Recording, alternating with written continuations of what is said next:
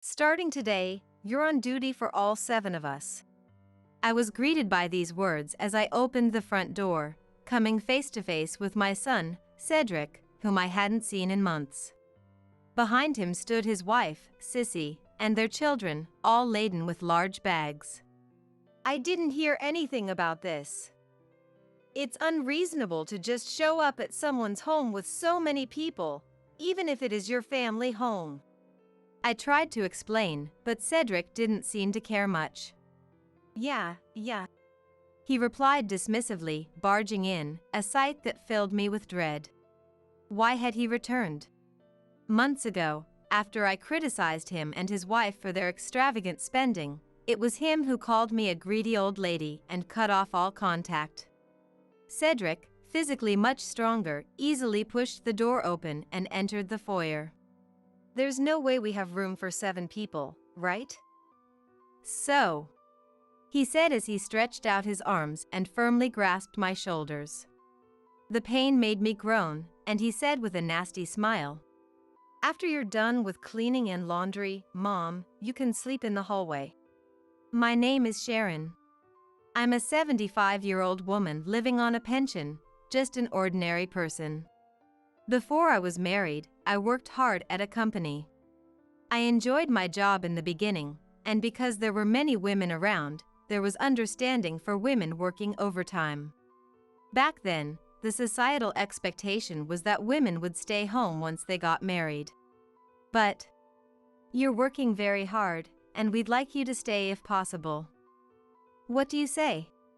The company said to me. Although it was a fulfilling job, my husband wanted me to be a housewife, so I took on that role after getting married. I also took pride in cooking, always adding a special touch to my dishes to make them taste professional. I aspired to dedicate time to those extra touches. Becoming a housewife also meant I had more time for my hobby, sewing, which secretly pleased me. I only had one child, Cedric, but I think back fondly on the times when it was just the 3 of us. I was happy when he was clingy during his early childhood and elementary school years. As he entered middle school, he went through a rebellious phase and started keeping his distance, but it seemed he had good friends. A friend he made in middle school is still in touch, I hear. In high school, influenced by his friends or perhaps the thought of college, he began to focus more on his studies. While my husband held traditional views, he was supportive of parenting, making the challenging task of raising a child enjoyable. I was fortunate to have mom friends around, especially during high school and college entrance exams, when we would discuss, "How are you dealing with your child? What advice should I give? What's the best way to support them to focus on their studies?" Such was the circle of support I had.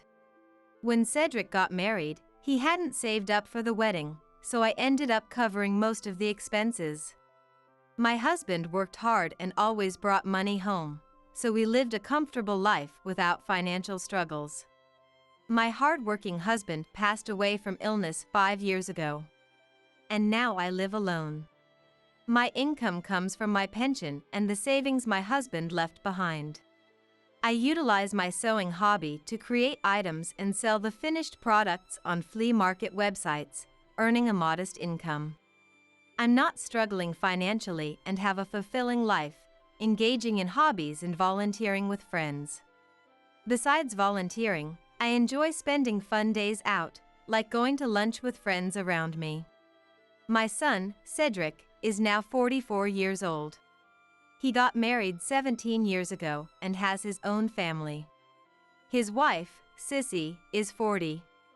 I remember her being quite shy when they were students, a long time ago. That image of her has been completely overturned over the years. Cedric and Sissy have 3 children, who are now 14, 10, and 8 years old, my grandchildren.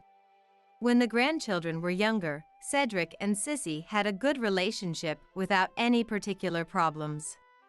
I made sure not to do to my DIL the kind of things I disliked being done to me as a MIL, avoiding sudden visits and giving money during celebrations so they could buy whatever they wanted.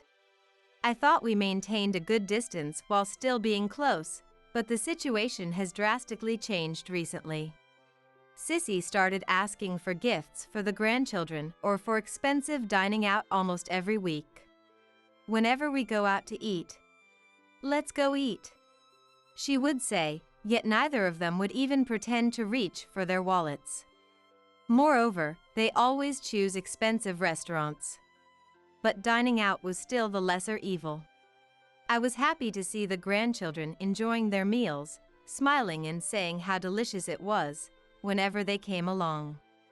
Gradually, she began asking for expensive jewelry. I've known her since Cedric's high school days, so I've known her for a long time. Sissy was very quiet as a student, inconspicuous for better or worse. That she would become so brazen was beyond me. I sigh, thinking I lacked judgment. She wasn't inherently rude, she just became overbearing the moment she decided she could say anything to me. As relatives interacted with her, they gradually realized her true nature and began distancing themselves. Now, the only ones still dealing with her have very strong personalities. Sissy, thinking she could control me, began demanding rings, necklaces, brand name wallets, and bags. I once confronted her. "Why do you need such expensive things? Aren't these for your use alone?" She claimed it was all for the children. "I need this outfit for a school event. Only a brand name bag will match this dress," she would say. But I couldn't afford brand name items just for that reason. Ignoring her requests seemed to work, as she eventually stopped asking for more. However, she then started targeting things that were harder to refuse. When I was cooking dinner, "Make some for us too," she'd come over and say. If I refused, "Then, just something you have is fine." She'd help herself to my fridge, taking leftovers or the meat I had just bought. Even if I protested strongly, she'd laugh it off. "Thank you," shake off my arm, and take what she wanted. I was appalled that she would go to such lengths. It's common to hear about MIL being mean to their DIL, but is it normal for me, the mother, to be at my wit's end? Demanding meals for her whole family during an unannounced visit is incredibly presumptuous. Yet, she never attends family gatherings. At Christmas, she demands gifts for the grandchildren and leaves without greeting other relatives after devouring the feast. My warnings were always ignored. Fed up with her terrible behavior, I confronted her strongly. Then Cedric sighed blatantly, clicked his tongue, and said, "Coming to see an old lady living alone, giving you time with your grandchildren, and this is how you speak to me? Fine then. We won't contact this unreasonable old woman again." "Who's being unreasonable here?" "Fine, I won't contact you either. Don't ever come back." Sissy left quickly without looking at me, taking the children with her. Since then, the frequent calls stopped, and so did the unexpected visits. Afterwards, I became even busier with my sewing hobby and volunteering, leading a life without Cedric. Surrounded by supportive friends, I continued to enjoy busy yet fun days, including regular lunches out. Having cut off contact with him, I was enjoying peaceful and calm days. Between my sewing hobby, volunteering, and lunches with friends, I was living happily with just the right amount of stimulation. During my volunteer work, "Sharon, thank you as always." I felt truly appreciated when people with disabilities would say. Being naturally sociable with many friends, I was blessed in that regard. I was used to my mobile phone ringing with messages from friends. About 3 years after my estrangement from Cedric, the house phone, which hadn't rung in a while, went off. It was Cedric. I had immediately blocked him on my mobile, but didn't know how to block calls on the landline. Wondering what could it be about after such peaceful years, I picked up the receiver. "Hello? Mom?" Cedric's voice could be heard. Then, from the other end of the phone, "Hey, did you get through to Sharon?" Sissy's voice was heard softly. He didn't bother with pleasantries. "I need money." He laughed, unabashed. As I was about to hang up, disheartened, Cedric sighed. "Actually, I got fired." "Eh?" Reacting might have been a mistake. Thinking I was receptive, he rushed to explain. "I was a bit ill and made some mistakes, leading to a major blunder. They told me to take responsibility. So, I was let go without even a farewell party." "That's tough. Keep your chin up," I said, though internally, I thought, so what? Predicting his next words was easy. As I tried to end the call, his desperate voice kept me on the line. It seemed he didn't expect an easy loan. "If not money, how about living together again?" "What?" "Mom, you can live happily with your adorable grandchildren, and we save on rent. We're family, we should support each other. I'll call back, so please clean the house for us." "Don't joke with me. Living with you would never make me happy. You're the one who wanted to cut ties, and now you come crawling back when you're in trouble? You should rely on Sissy, not me." Unable to stay silent at his selfishness, I raised my voice for the first time in a while. From afar, Sissy chimed in. "I'm already working full-time. But with 3 kids, we can't make ends meet, so we need Sharon's help. You do have some love for Cedric and the grandchildren, right?" "Love? No way. Living with you, I'd just be a housekeeper and you'd bleed me dry. I refuse to live together or give you any money. Don't ever contact me again." I slammed down the receiver, only for the phone to ring again instantly. Disgusted by the incessant ringing, I left the receiver off the hook. Anyone with something important to say could call my mobile. However, the attempts from Cedric and his wife to contact me didn't stop. Putting the receiver back after having it off the hook for so long only led to their calls coming through at random moments. Growing tired of ignoring them, I reached out to a businessman friend who's good with tech, asking over my mobile phone. "Hello. Can you teach me how to block calls on my landline?" 3 months of peace later, having nearly finished sorting out my house and while making a drawstring bag with my sewing, the doorbell rang unexpectedly. It was unusual for the doorbell to ring without any prior arrangement, so I checked the entrance camera. Cedric and his wife's faces were prominently displayed. A bad feeling was all that came to mind. If I let Cedric and his family in, it would surely lead to trouble. Intending to send them away, I said, "I'm busy right now. Can you leave?" But Cedric responded, "Don't be like that. We've come all this way. We have something important to discuss. Just hear us out." Revealing behind him, not just his family but also Sissy's parents.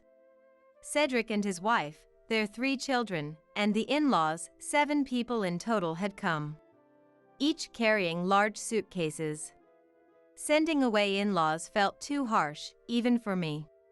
Turning away guests with big luggage could cause a scene at the doorstep, attracting unwanted attention from the neighbors. Reluctantly, and against my better judgment, I let them into the living room. I ushered Cedric and his wife along with the in-laws into the living room, letting the 3 grandchildren play upstairs. I could hear the children's laughter echoing down. Without consulting me, "Mom, let's live together. We've even brought our luggage, see?" Cedric said. I instinctively replied, "Living together is out of the question. Please take your things and go back." But he wouldn't back down so easily. He argued, "Mom, we're trying to be filial by living together. We thought we'd give you something to live for by taking care of the grandchildren in your old age. That's being filial, right? He said in a condescending manner. With a sigh of exasperation.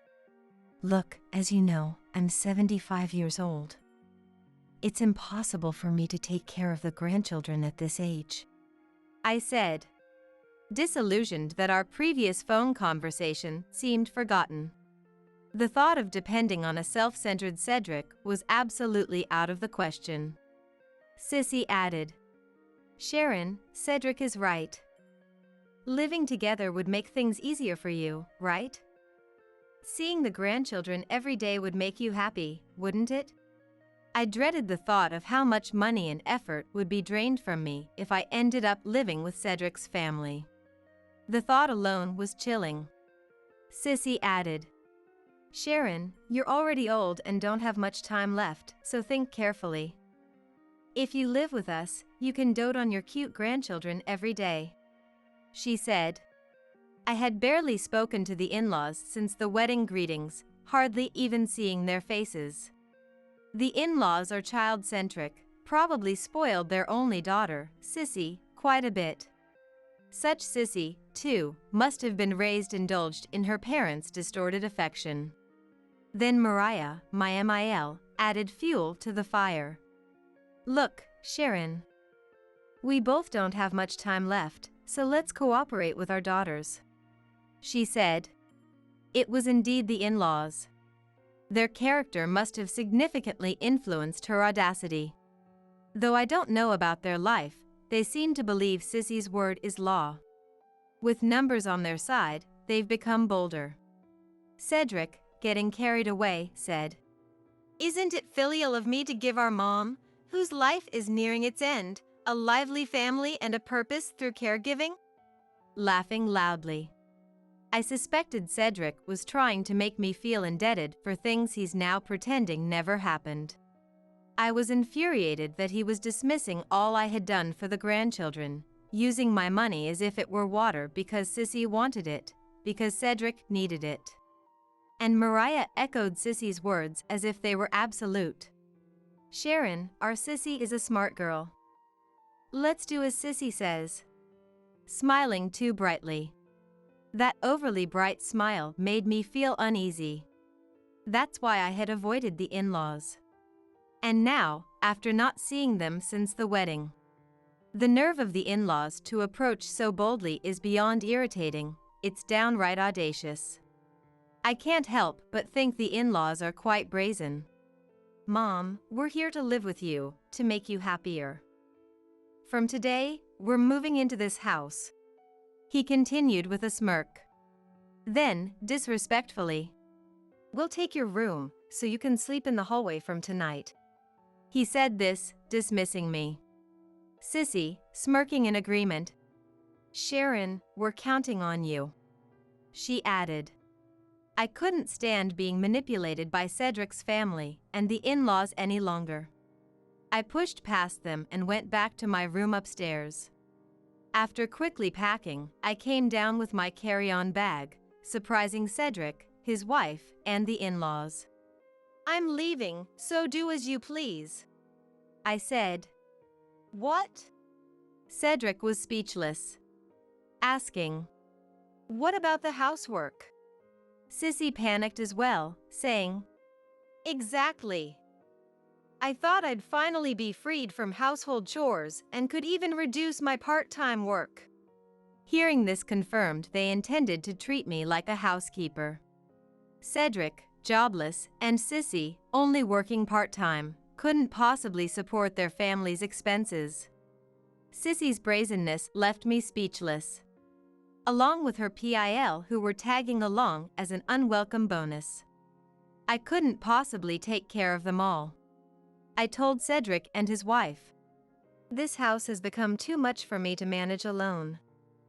That's why it's already sold. You can live here if you want, but you'll need to buy the house back. The couple seemed confused by what I was saying. I continued. I've been planning to move out for 3 months now. He retorted. But there are still things in this living room. I replied. Those things were meant to be disposed of last. Most items here weren't needed for the new house. I'm throwing away what's not needed. What I need has already been taken to the new place. Then, if you want to live here, you'll have to buy the house back.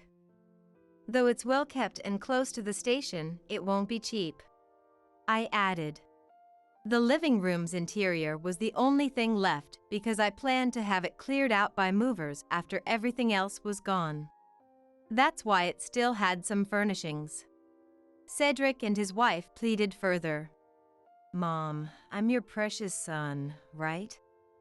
And the kids, they're your adorable grandchildren. I couldn't help but laugh. My dear Cedric disappeared 3 years ago when we estranged. Why come to me now? Just go back to your original home, I said. There's no obligation for me to take care of a grown 44-year-old Cedric now. Hearing this, we've already terminated our apartment lease. Without a job, I can't pay the rent. Living on Sissy's income is tough.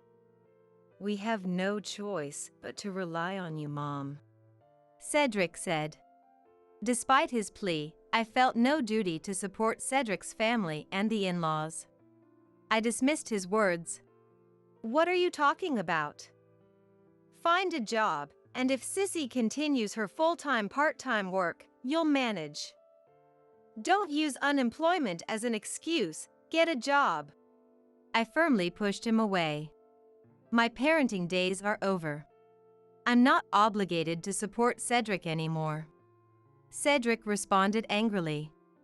I'm asking because I can't find a job immediately. Then ask the in-laws. They're good supporters for Sissy, and it'll be easier for you to live with them, I retorted. Sissy argued. We, as a couple, and our parents have already sold our homes to come here. We have nowhere else to go but here. I no longer own this house. If you want it, you'll have to speak to the real estate agent, I explained. Observing them, it was clear they genuinely had nowhere else to go. But this was no longer his home to return to. I'm appalled at both of them. Astounded they thought they could live with me without my consent. The audacity of not only Cedric and his wife, but also the in-laws thinking they could just move into my home was beyond belief. Mariah then proclaimed, If you're a parent, it's only natural you take care of Cedric, his wife, and your grandchildren. Her brazenness knew no bounds. So, I'm supposed to take care of the in-laws as well? If you're their parent, why don't you look after your daughter and her family? Besides, Cedric and I severed ties 3 years ago. As far as I'm concerned, Cedric is dead to me. It's too late to rely on me now.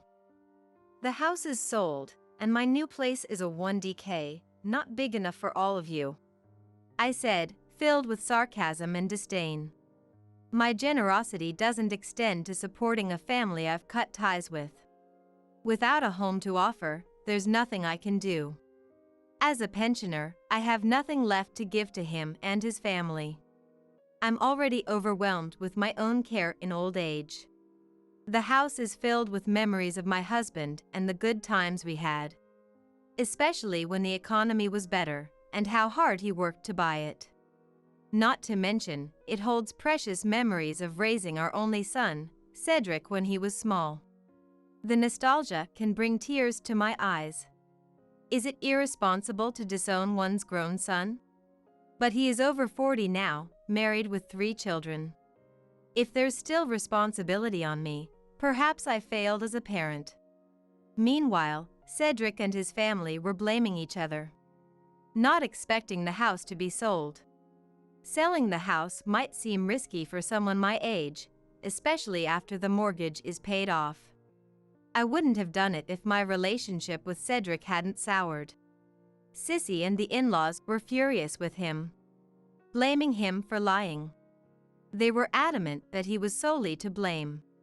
She angrily said, Sharon, you said you'd never sell the house full of memories. Didn't you check properly? This ruins everything. Unbeknownst to them, I had been good friends with the owner of the apartment Cedric's family had lived in. After Cedric suggested we live together 3 months ago, I reached out to her, my friend and the owner, out of concern. She informed me that Cedric had been discussing giving up the apartment for months prior. To be honest, I was stunned by Cedric's actions, but grateful I knew about their plans in advance. My friend, the owner, had told me Cedric had said, "I want to live with Mom. We want her to take care of the kids. While Mom is still healthy, we can be filial to her." Knowing this, I made plans to avoid living with him and his family. At 75, there's no way I could care for energetic children. And it was clear Cedric and his wife would dump all the housework on me. I also feared they would deplete my entire savings. I spent a week contemplating what an easily manageable environment for a 75-year-old would look like. Living alone in this house is impractical because it's too big to manage. Even now, I struggle to keep up with it. After much thought, I decided to sell this place and move into senior housing. The senior residence, not being as spacious as a house, required me to carefully select and move only necessary items. Disposing of what wouldn't fit was easy, given my wide social circle. I sold furniture, dresses, antiques, and the many books my late husband left behind. Items used in recent years were donated to a charity bazaar at a volunteer site. I collected necessary documents for the move at the city office, and had almost completed the moving process 4 days ago. Having settled the final utilities arrangements, I was enjoying sewing my last moments in the house when Cedric arrived. Hearing our exchange, my grandchildren peeked from upstairs, prompted by Cedric and his wife. "Leaving us and Dad behind, Grandma, you're heartless," the eldest, 14, accused. Then added, "A lonely old grandma should live with us. And you should leave all your money to my dad and Mom." The 10 and 7-year-olds echoed this sentiment, clearly influenced by Cedric and Sissy. Reflecting on where his upbringing went wrong, I realized his and Sissy's paths were of their own choosing. Considering the grandchildren's behavior, their future seems challenging. But that's beyond me and not my concern. I suggested to them, as if to teach the grandchildren, "You might as well ask the in-laws. There's no need for it to be me." Then, "The in-laws have no savings, and living on their pensions is tight. Having us as family will make your life more enjoyable," he responded.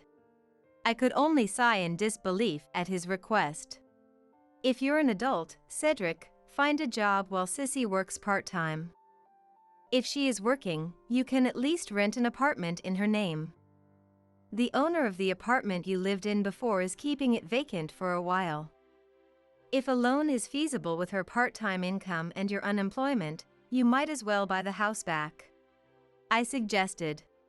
After leaving, I contacted the real estate agent. At my age, I just want to live a life that suits me. Later, I learned that Cedric and his wife tried to reclaim the house I sold. He wanted to buy back the house of his memories and spoke to the real estate agent about it. He mentioned the address of his childhood home, expressing a desire to purchase it. However, a loan requires approval, and it seems they couldn't secure one with only Sissy's part-time income. Unemployed Cedric couldn't even initiate a loan discussion. The well-maintained, well-located house was too expensive to buy back on his budget, and they couldn't afford it. For unemployed Cedric and part-time worker Sissy, the house was too pricey. They ended up pleading with the owner of their former apartment, and the 7 of them, including the in-laws, moved in together. The owner was surprised that, besides Cedric's family, the in-laws were also living there. My friend mentioned, "While it secures the rental income, I just hope they don't cause any trouble. Neighborhood disputes are the most troublesome." Living in the cramped apartment with 7 people, including small children, seems to be stressful. I heard that living with the in-laws in such a tight space has been particularly straining, causing frustration. An acquaintance living near Cedric's apartment mentioned that Cedric and Sissy seem increasingly worn out. Cedric found a full-time job, but, without qualifications, his salary is low. With the money from selling the house, my husband's savings, and my pension, I'm living comfortably in a decent senior apartment. I enjoy my days filled with sewing, volunteering, dining with friends, and feeling content with my peaceful life. Since moving to the senior apartment, I've made more friends through Gateball, enjoying my time more than before. I've also met a nice man, adding excitement to my life. Though I'm not considering marriage. It feels good to be useful to someone. Spending time with good people makes me happy. I hope to continue enjoying healthy, happy times like these. My name is Luna. I was a 28-year-old who worked in a flower shop located in an office building, creating flower arrangements. My husband, Oliver, was 30, 2 years older than me, and worked as a hairstylist in the same building on the second floor. He was not exactly a celebrity stylist, but he was quite popular. We were celebrating our 3rd year of marriage that year. Apart from the fact that we had been unable to have children, I thought we were doing well as a happy couple. But it seemed I was the only one who thought that way. How did we first meet? Oliver used to frequently buy flowers for his salon from the flower shop on the first floor. Initially wary of Oliver, who was skilled in conversation due to his job, I gradually found it natural to have him by my side. How long was it after we started dating? Oliver invited me to dinner at his parents' house, saying he wanted to introduce me to his family. There, Oliver's brother and his fiancée were also present. I had heard about Oliver's struggles being compared to his excellent younger brother, but his brother was unpretentious and amiable, easy to talk to. Handsome, good-natured, and dependable, his brother had it all. Can't blame the parents for comparing, really. His fiancée, too, was beautiful and seemed quite talented. A stunningly attractive couple. Sitting opposite them, I couldn't help but wonder if I would be compared to his brother's bride-to-be if I married Oliver. During the lively conversation over dinner, "Have you guys decided on a date for the wedding ceremony?" Oliver asked his brother. Then, "We're about to decide. We'd love some suggestions for good venues." The brother and his fiancée replied. Oliver's brother, a promising banker, and his fiancée, working at a securities firm, were both solid professionals. Thinking they would prefer something luxurious, considering they'd invite bosses and work colleagues, I suggested some famous venues where my corporate friends had their weddings. The fiancée searched the venues on her mobile phone, happily engrossed in a page showing a venue with a garden chapel. Then Oliver chimed in. "Hey, why don't we do the wedding ceremony together? How about a restaurant wedding?" And so he had proposed with a casual tone. It was something I had hoped would happen eventually, but I was shocked by his sudden suggestion, especially since he hadn't yet formally met my parents. Then, from somewhere, I heard a distinct sking noise. I couldn't believe it, but it seemed like the sound came from my BIL's fiancée. She was making an incredibly dissatisfied face and muttering under her breath. BIL's girlfriend might be okay with such a ceremony, but I. Then Lucas, Oliver's brother, exclaimed, "Bro, that's a great idea! These kinds of stylish ceremonies are becoming more popular." He seemed genuinely excited about Oliver's suggestion. Being more displeased, the fiancée glared at me more, as if to stop Oliver from saying whatever he wanted. But she was glaring at the wrong person. If she had a problem, I wished she would speak up to the enthusiastic brothers instead. Subsequently, driven by the brothers' excitement, we ended up planning a restaurant wedding, and everything progressed quickly. In a flurry, we managed to greet my parents, and the 4 of us dined out to choose a venue. As days passed, the once disgruntled fiancé warmed up to Oliver, who was now BIL, and they got along so well that one would think they were the couple getting married. However, her attitude towards me remained unchanged. And so, 6 months later, the two couples held their restaurant weddings. After the marriage, I switched from full-time to part-time at work, focusing more on household chores. I left for work after sending Oliver off, returned home earlier to prepare dinner, and waited for Oliver's return. This became my routine.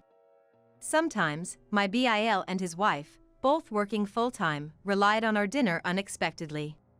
It seemed cooking was too much of a hassle for them. Camila, my CL, came with just a token gift, evidently expecting me to cook, sparing herself the effort. At the dinner table, Camila oddly sat next to Oliver instead of her husband, treating me more like a convenient housekeeper. Honestly, their visits were far from welcome. Moreover, she indirectly criticized me, saying I looked plain or that my only talent was messing with flowers. I couldn't stand being demeaned in front of Oliver, but I hated confrontations, so I pretended not to mind Camila's words. Instead, after they left, "Why does she look down on people so much? It's terrible to imply someone's worthless if they don't work at an office." I vented to Oliver. "She's a competent and successful woman. Maybe you're just hearing it that way, Luna. It sounds like you're envious. You shouldn't say things like that." But his response was always defensive of Camila.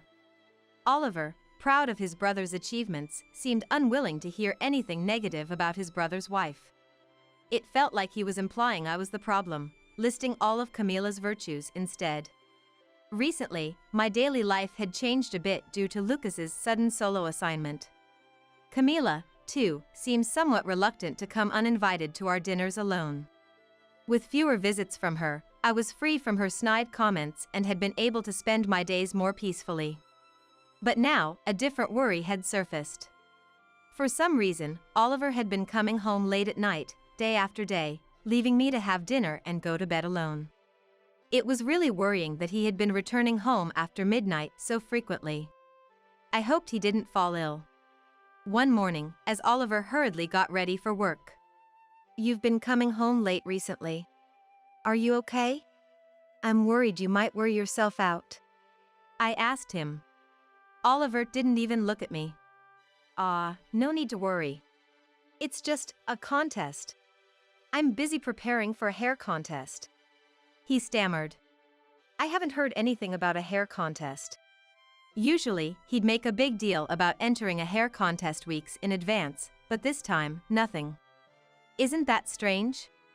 Sensing his haste, I asked, "When is this contest? You didn't mention it before. Did you decide to enter suddenly?" Without turning face to me, he replied, "Yeah, that's right. I overlooked the invitation. I've been busy arranging for a cut model and stuff." He didn't even look at me. Come to think of it, when a contest was near, a really cute cut model used to come to the salon after hours. Is she coming this time too?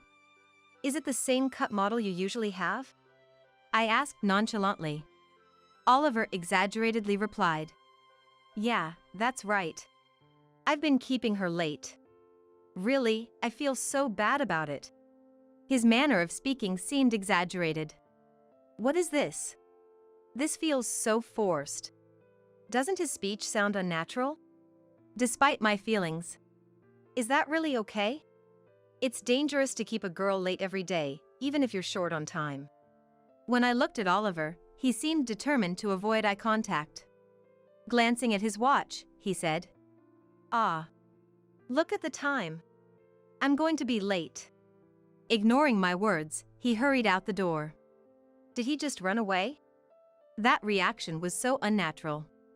Am I overthinking this? Could it be something with the cut model, an affair? No, that can't be it. The more I thought about it, the worse my thoughts got. After all, such things are unthinkable, aren't they? It's just my bad habit of overthinking. I need to stop that. It's just the late nights because of the hair contest preparations, that's all. Carrying these troubled thoughts, I got ready and headed to work. When I arrived at the shop, Mason, the manager of the salon where Oliver worked, was there picking out flowers for the salon. It was usually Oliver who picked the flowers, so it was unusual to see Mason here. Mason said he leaves the flower selection to Oliver because he doesn't know much about them. Could it be that Oliver asked Mason to pick the flowers to avoid further questions about this morning's conversation? I decided to probe a little. Oliver is participating in a hair contest with you, right? Good luck with that, I said to Mason. But Mason looked confused. Which hair contest? We don't have any such plans, he asked. I also asked about the cut model, but he said they hadn't requested any recently. Apparently, the model was Mason's cousin, who was currently studying abroad. As for the late nights, Mason said that Oliver had been leaving the salon at the regular closing time, so there was no way he had to come home after midnight. It seemed like everything Oliver told me was a lie. So, what had Oliver been doing every night, and with whom? While my suspicion about the cut model was cleared, I still felt uneasy. Stunned and trying to grasp the situation. Should I subtly ask him about it? Mason offered. I thought about accepting Mason's offer, but would Oliver give him a straight answer? I felt like Oliver, being so good at talking, would give vague responses. It seemed more likely that something was going on. I didn't want to give Oliver any chance to concoct an excuse. I had to keep it a secret that I was aware of his lies and probing into the matter. I told Mason that I would handle it myself for now, and asked him to keep our conversation secret, saying I would seek his advice if needed. That night, I decided to wait for Oliver and ask him as if I was oblivious to everything. I doubted he would tell me the truth anyway. Around midnight, Oliver finally came home. While claiming to have been working late, he looked slightly startled when he saw me waiting up. I'm home. I'm exhausted. Finally got the new haircut done, he said, unaware that I knew everything. I wondered what kind of amazing haircut he completed. I asked Oliver, who was trying to mask his nervousness. You must be worn out. Hey, do you mind if I ask something? As I spoke quietly. What's up? What do you want to know? His voice trembled. Are you really working? Are you really preparing for a hair contest? Oliver replied. Well, of course I am. What else would it be? His unease was apparent. He seemed intent on sticking to his lies. In that case. Oh? What about cheating? Yes or no? I asked directly, and his face changed completely. What? Of course I'm not. Oliver began to get defensive. Even the usually eloquent Oliver had no room for jokes. Despite his panic, he tried to weave an escape with desperate excuses. You know, Mason told me. The hair contest is a lie, right? Wouldn't it be better to just come clean? What are you really doing? I cornered him with no escape. Apparently, he had no excuses left and, trembling with clenched fists. Fine. I'll say it. It's an affair. I've fallen in love with someone else, he blurted out. His confession came off as resigned and frustrated. He even started to get angry, as if it was some sort of injustice. I tried to get him to confess who the other person was, but he refused to say, probably because it was someone he shouldn't be involved with. No matter how much I pressed, my anger only grew. Then, I'll hire a detective or whatever it takes to find out. Just be ready. It's Camila. Hearing my words, he went pale and confessed in a defeated tone. Camila? Isn't she Lucas's wife? I was shocked, and he retorted. Yes, Camila. She's pregnant with my child. You haven't had a child with me, but you did with someone else, and that someone is your brother's wife? That's despicable. As I hurled accusations at Oliver, he retorted with unreasonable words. It's your fault for being infertile. Anyway, I'm going to take responsibility and divorce you. His words were infuriatingly unfair. That explained why he always sided with his Sael over me. Are you kidding? Do you even realize what you're saying? Does Lucas know? To have been treated this way by him, I couldn't help but be angry. It doesn't matter. Camila and I won't be separated. She's going to divorce Lucas and be with me. No one can stop us," Oliver declared defiantly. "If you don't like it, then let's get a divorce right now." Disgusted by his words, I retorted. "Don't like it? That's an understatement. I'll gladly divorce you." I decided then and there to cut ties with this hopeless man. The next day, I told everything to my parents, my in-laws, and Lucas, who was at his assignment location. Shocked and furious, they couldn't believe Oliver and Camila had an affair and were expecting a child. Despite their family's reactions, both were unapologetic and brazen. "All this is Asael's fault, right? If she's upset about the affair or didn't notice it, it's her own fault. If Lucas wants to blame someone, he should blame Asael." Camila even had the audacity to put the blame on me. Their lack of remorse disgusted everyone. Lucas decided to divorce Camila, and both Oliver and Camila were disowned by our parents and Lucas. Later, when I reported the situation to Mason, the concerned salon manager. "He was one of our recommended hairstylists. This could affect our salon's reputation. I need to think about what to do with Oliver," he said while crossing his arms. 3 months later, after Camila's remarriage prohibition period ended, she and Oliver got married. Yet, for some reason, I was getting calls from Oliver on my mobile phone. I was at work, and as far as I was concerned, he was a person from my past. I had nothing to say to him, yet he kept calling persistently if I ignored him. Oliver, still somehow keeping his job under Mason's management and working in the beauty salon on the second floor, was someone I don't want showing up at the flower shop. Reluctantly, I answered the call. "Hey, can you help me out here?" His voice was weak and pitiful. A far cry from his earlier bravado. "Why should I? I have no obligation to help you. Can you stop bothering me during work?" As I was about to hang up. "Don't be so cold. Can I come over to talk?" Oliver appeared to really want to talk. Not wanting him to actually come, I decided to listen. It turned out he was in quite a laughable predicament. According to Oliver, on the day they registered their marriage, Camila received a demand for alimony in a divorce lawsuit via a formal notice. "What's this about?" he questioned, and it turned out Camila had been having an affair with her boss, and his wife found out, demanding $50,000 in alimony.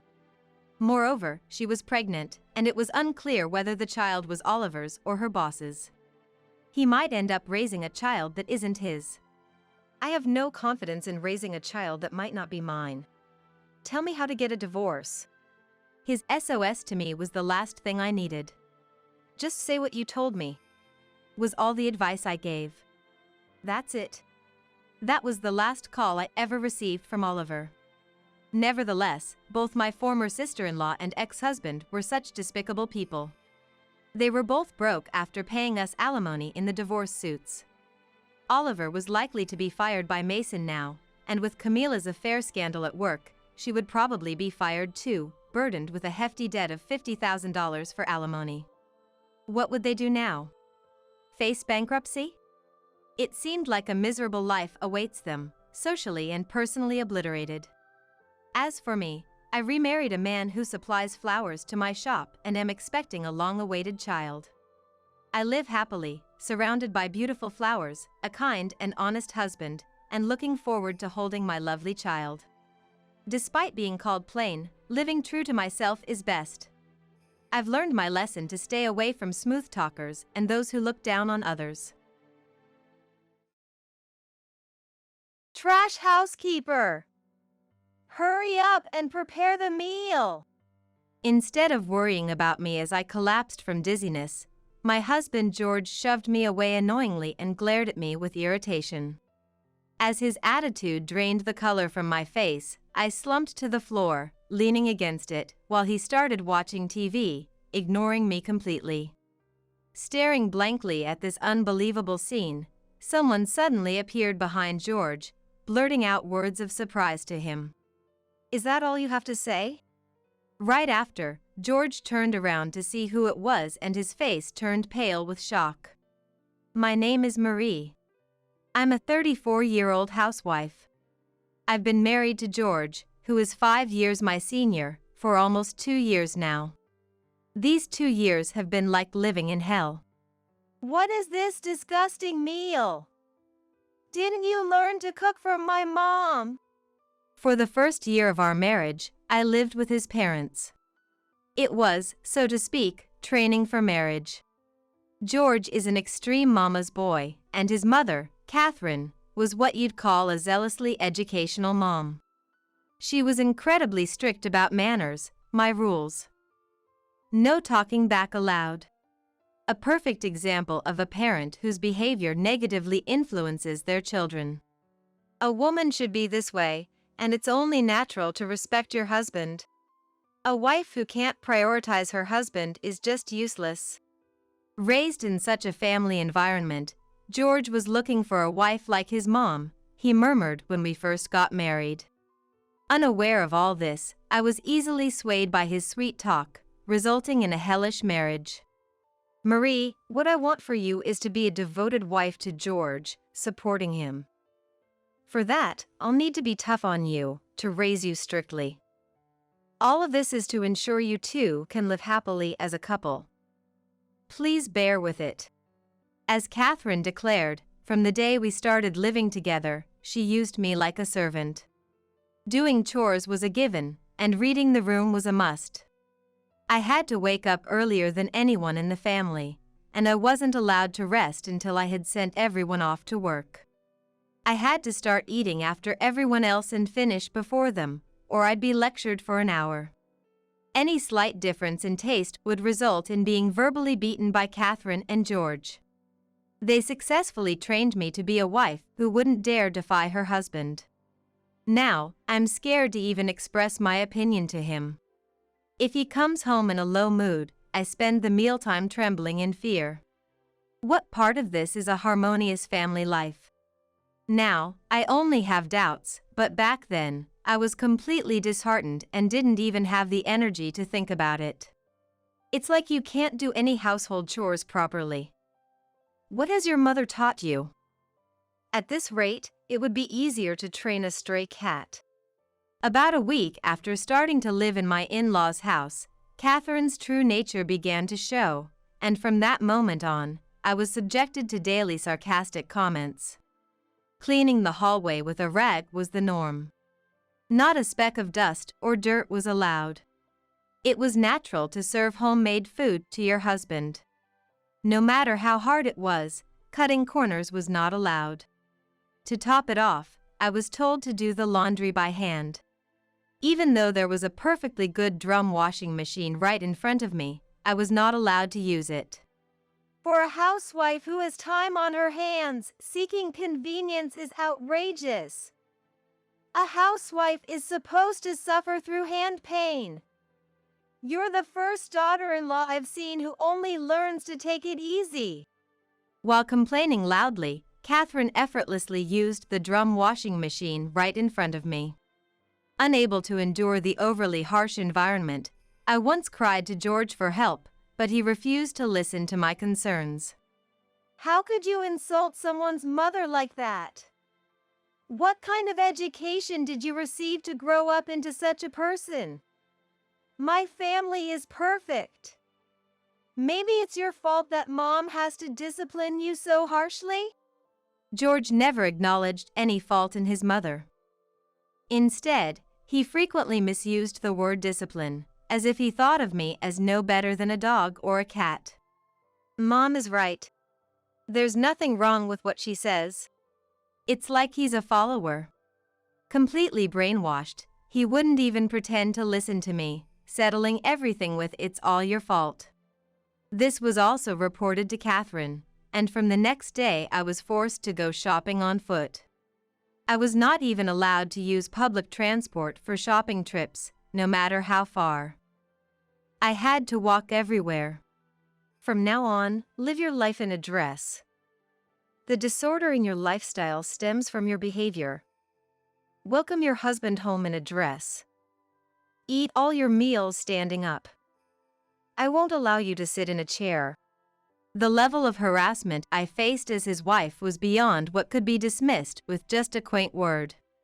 I thought about running away, unable to endure any longer, but I had no parents, and my only sibling, my brother Tony, was married and living in India. I had nowhere and no one to turn to for help. I cried every day and night, gradually wearing down mentally. By the time we finished our marriage training and started living together, I was emaciated. I was drained physically and emotionally. Honey, please. I feel sick. Can you let me go to the hospital? About a week after we started living together. I hadn't had my period, and I was plagued by daily nausea and headaches. I decided to talk to George about my poor health.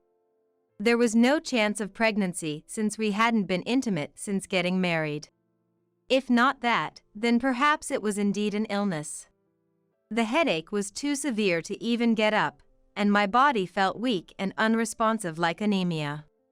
My condition was clearly severe, beyond what could be endured quietly. When I spoke to him with a pale face, he responded with annoyance and refused my request. What do you mean by feeling sick? Be specific. You're always lacking in details. Are you even thinking before you speak?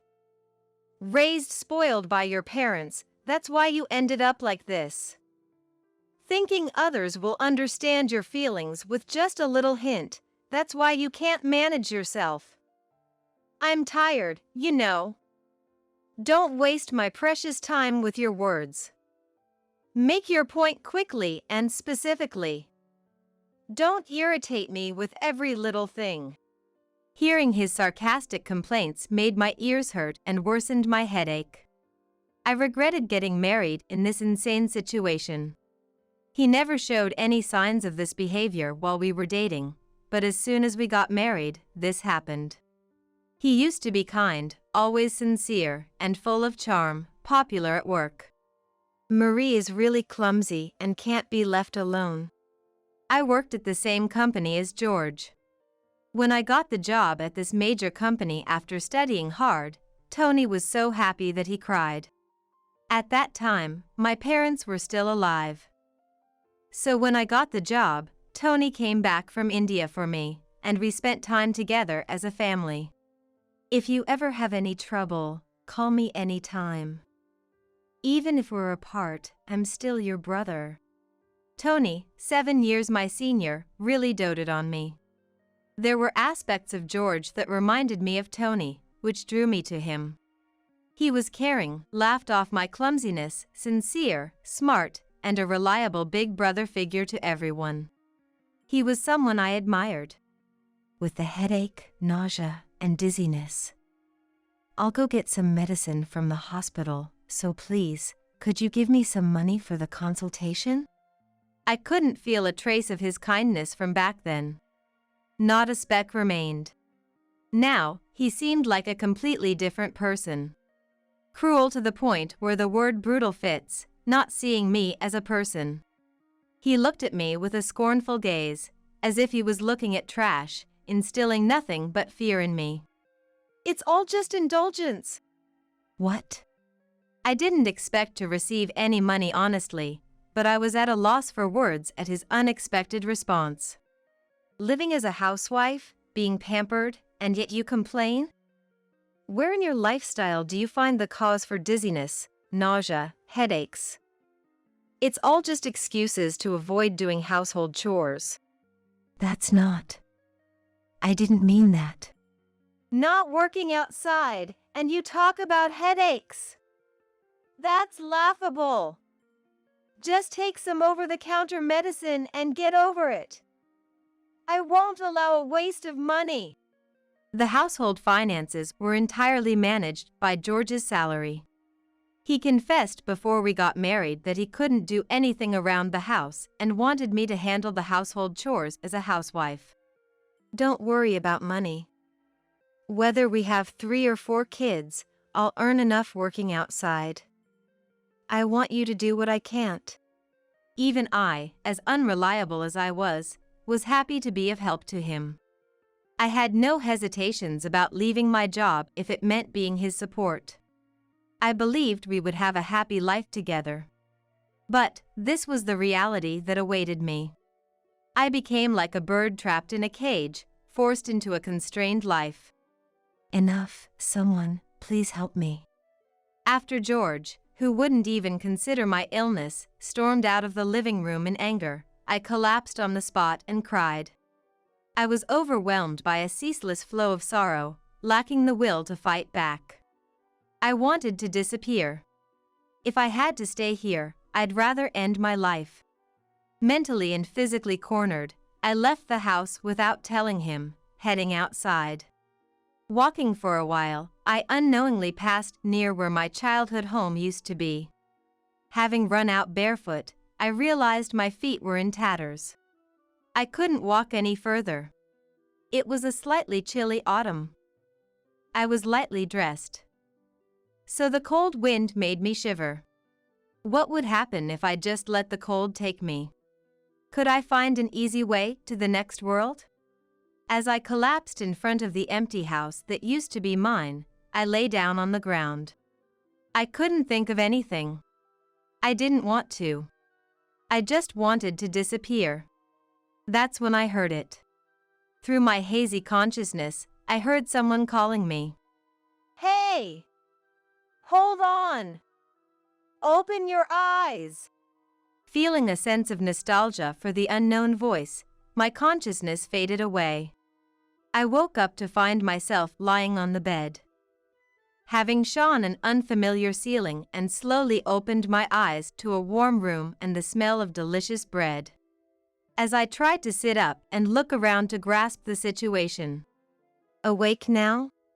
A slightly older man who felt strangely familiar stood there. As I felt wary of this person I didn't recognize, he saw my fear and laughed heartily. What, you don't remember? Well, no surprise there. It's been over 20 years, after all. Hearing his cheerful laughter and words, a memory flashed in my mind. Could it be Mike? Spot on. Long time no see, Marie. I was passing by your family's old house and saw you collapsed. Seriously freaked me out. What were you doing there? Mike. My childhood friend and Tony's best friend, with whom I used to play until middle school. He moved away when we entered high school, and though we lost touch, he and Tony had remained in contact, and apparently, he had heard a lot about me. Now, he's the owner of a transport company and a father of 2. I never thought Mike would be here. I was visiting my grandma's grave with my family and decided to take a trip here. More importantly, what happened? You were so cold when I found you, I rushed you to my parents' house. Mike's wife, Lily, a nurse, had assessed my condition and decided it was safe for me to rest, so they took me to Mike's parents' house. There, he kindly listened to my situation. Lily stayed by my side, crying at the story of a stranger, and hugged me, saying how hard it must have been. Unforgivable. Someone who can't see others as people should be left immediately. I also want to escape that house. But I have no relatives or friends to turn to. Lily's words were exactly what I had been thinking. But she understood my situation as well. Tears flowed as I spoke of my hardships, and she was visibly troubled, searching for words. If you had a place to live and a job, would that solve the problem? Huh? Hearing our conversation, Mike suddenly asked this, leaving me puzzled, unsure of what he meant. Then, he made a call, and after finishing the conversation, he turned to me with a bright smile. Marie, we will definitely help you out. So, you're leaving that house. I'll support you.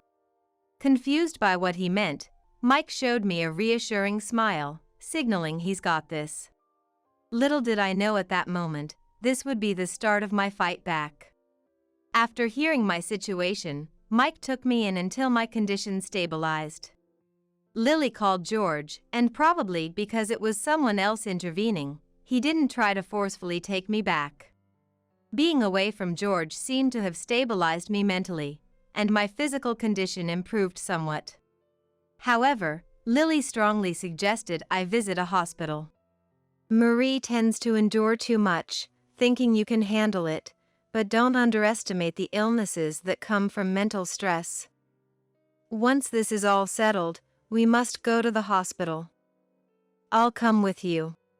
Her genuine concern was evident, and I gratefully accepted her kindness, prioritizing my rest for the time being.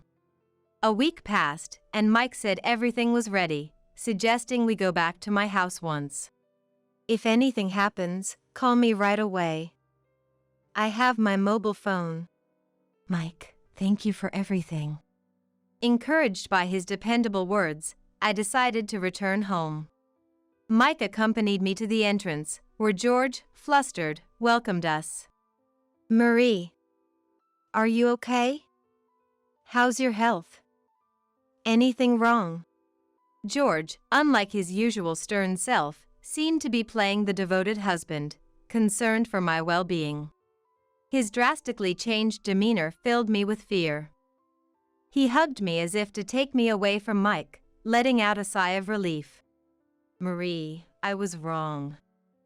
I failed to empathize with your suffering, and I'm responsible for the pain I caused.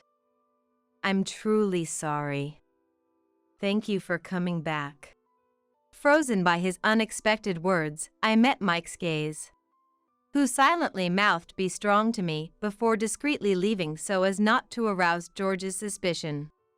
Once Mike was out of sight, George stepped back and, ruffling his hair in frustration, let out a big sigh.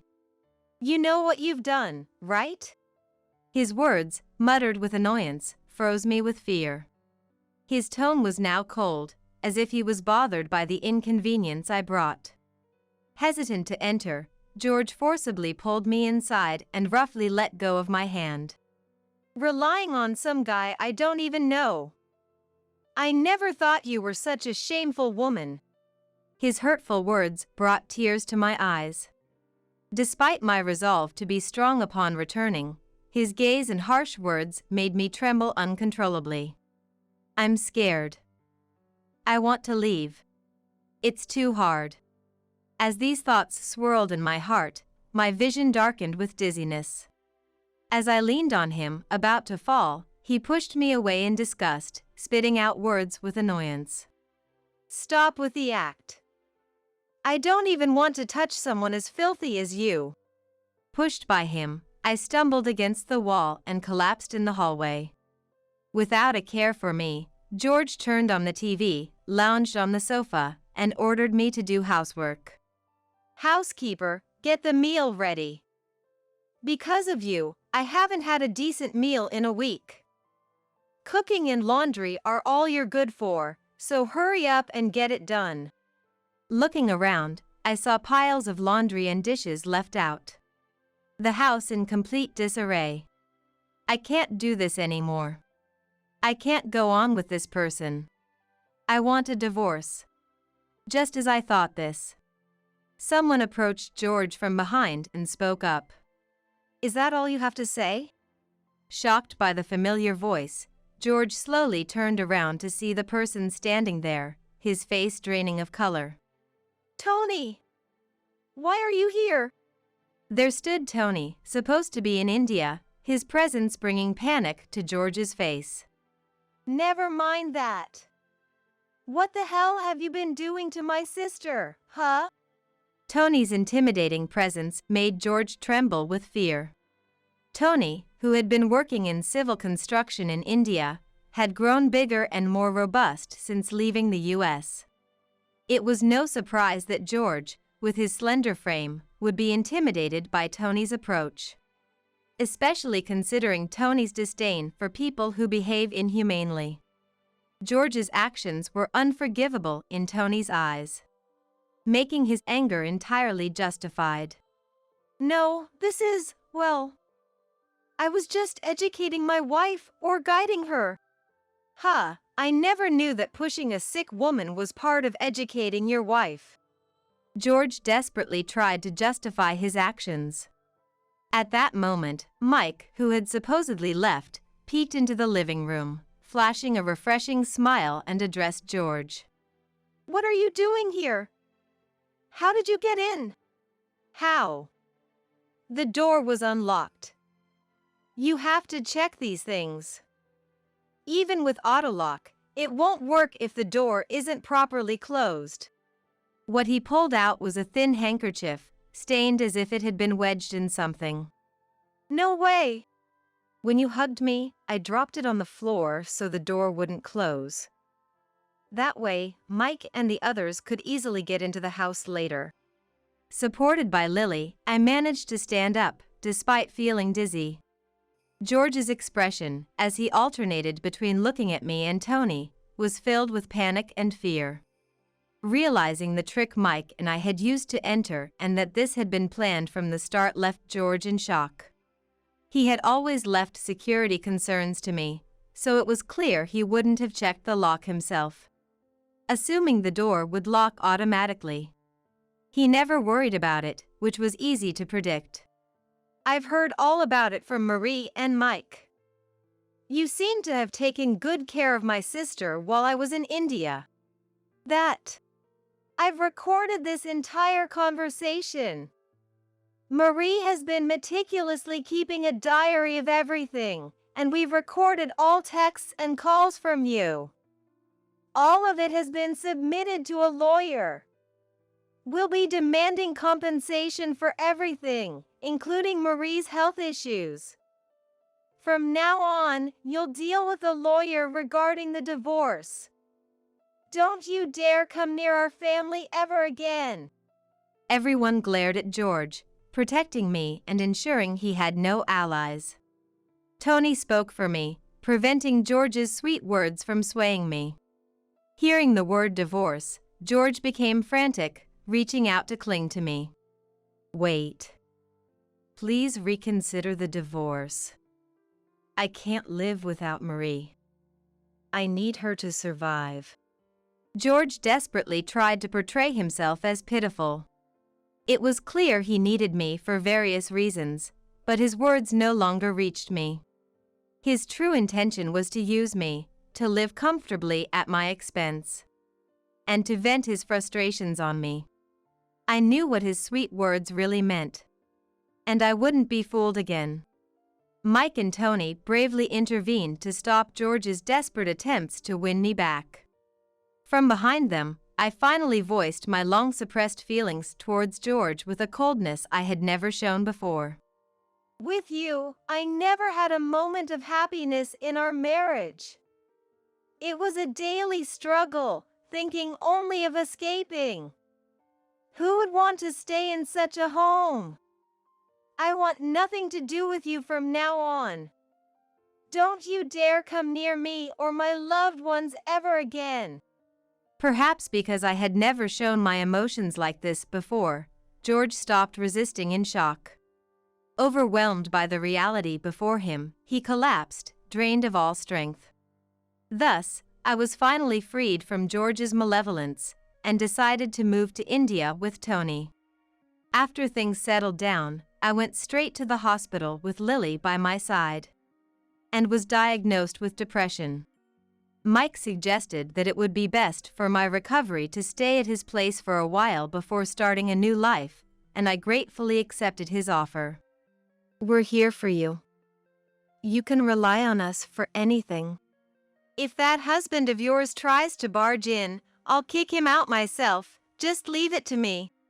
Tony and I deeply appreciated their reassuring words and kindness. The reason for Tony's return to US was a call from Mike, who had been on the phone with Tony at that time, informing him of my situation and convincing him to come back immediately. Why didn't you rely on me?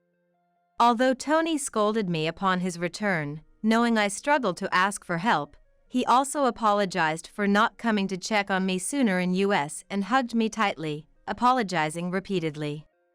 Thanks to Tony's quick actions in arranging a lawyer and accommodation, the situation was resolved smoothly. From now on, live with us over there.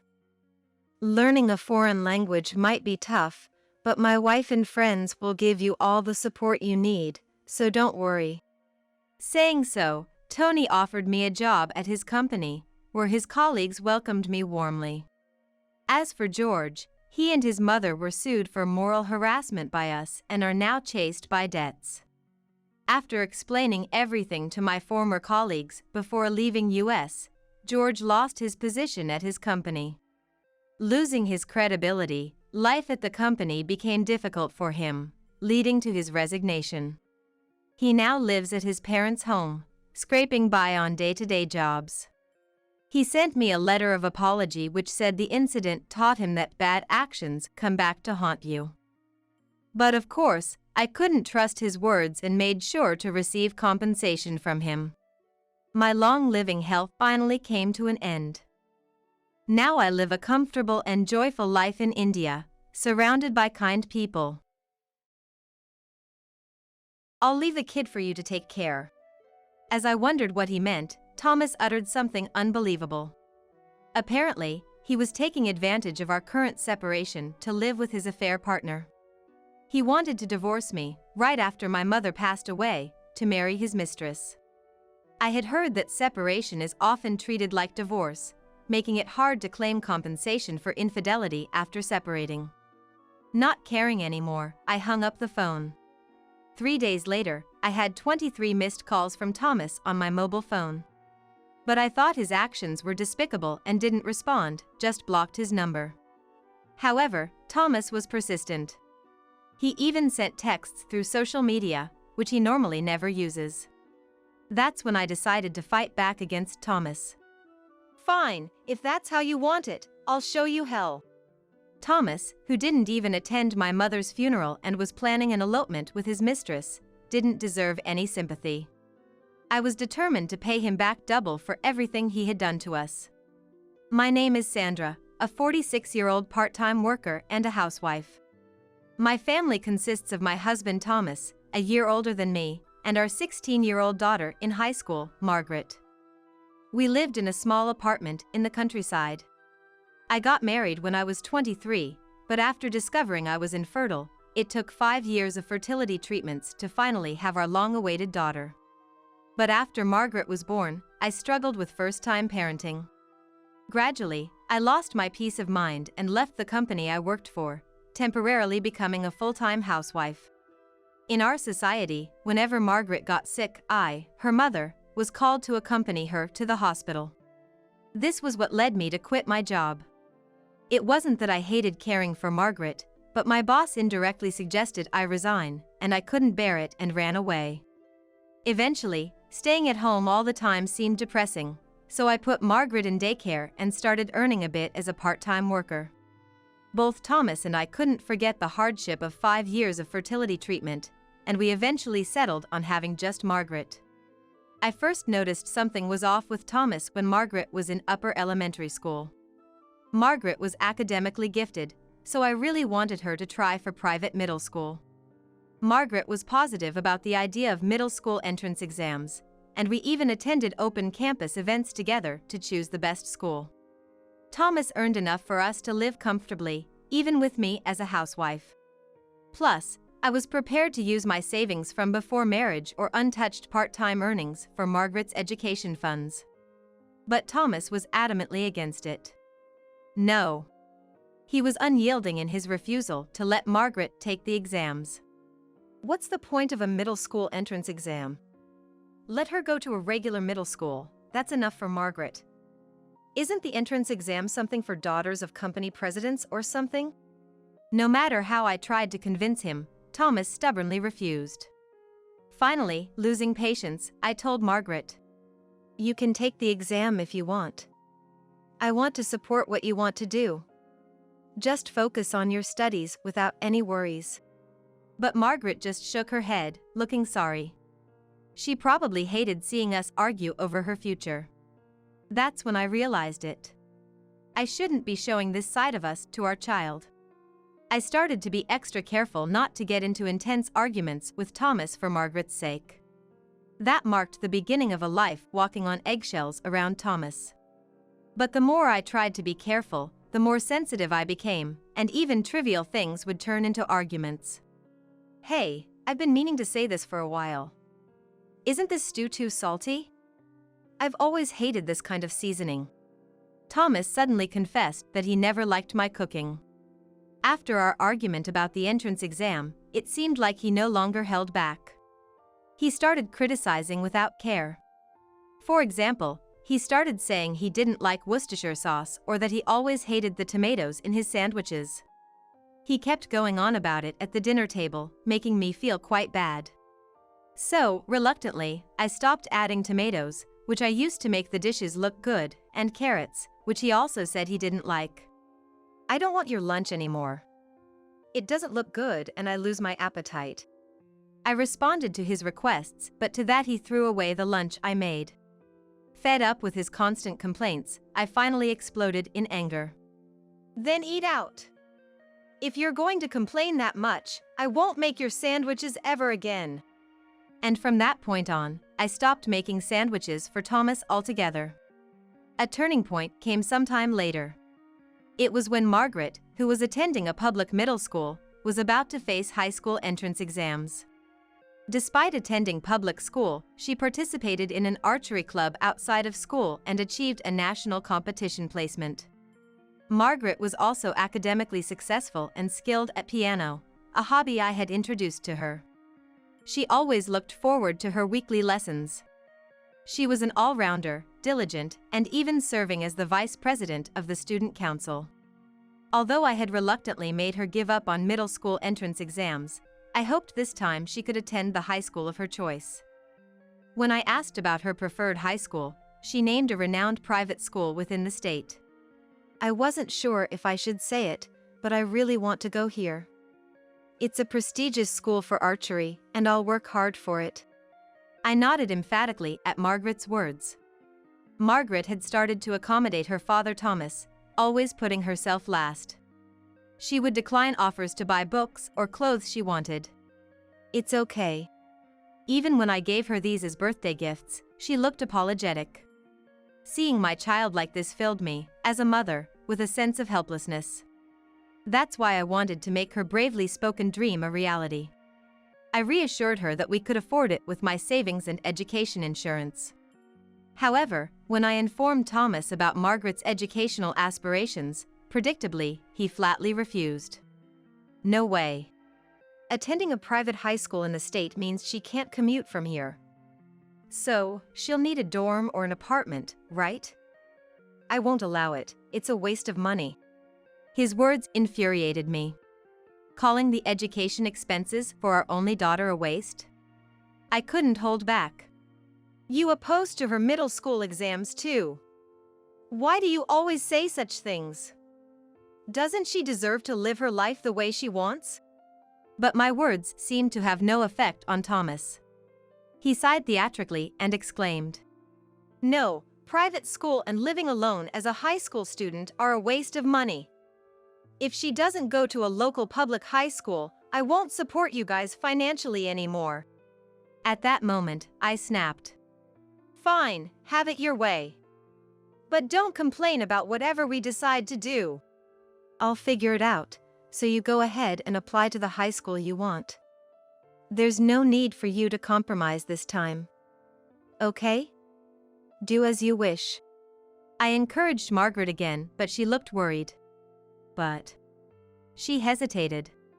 Even so, I repeatedly reassured her. It's okay. And it seemed that Margaret had made up her mind. The following spring, Margaret successfully got into her first-choice high school. Mom, I did it. Margaret returned from school with a beaming smile and shared the news. There's no parent who wouldn't be overjoyed at their child's successful high school entrance. I made a red velvet cake and praised her like crazy. Although there were tough times, she had done well. However, Thomas, not celebrating this achievement, said something awful. As promised, you take care of Margaret and yourself from now on. I won't contribute to the household expenses anymore. And just like that, he coldly stated his decision and stopped providing for the household expenses.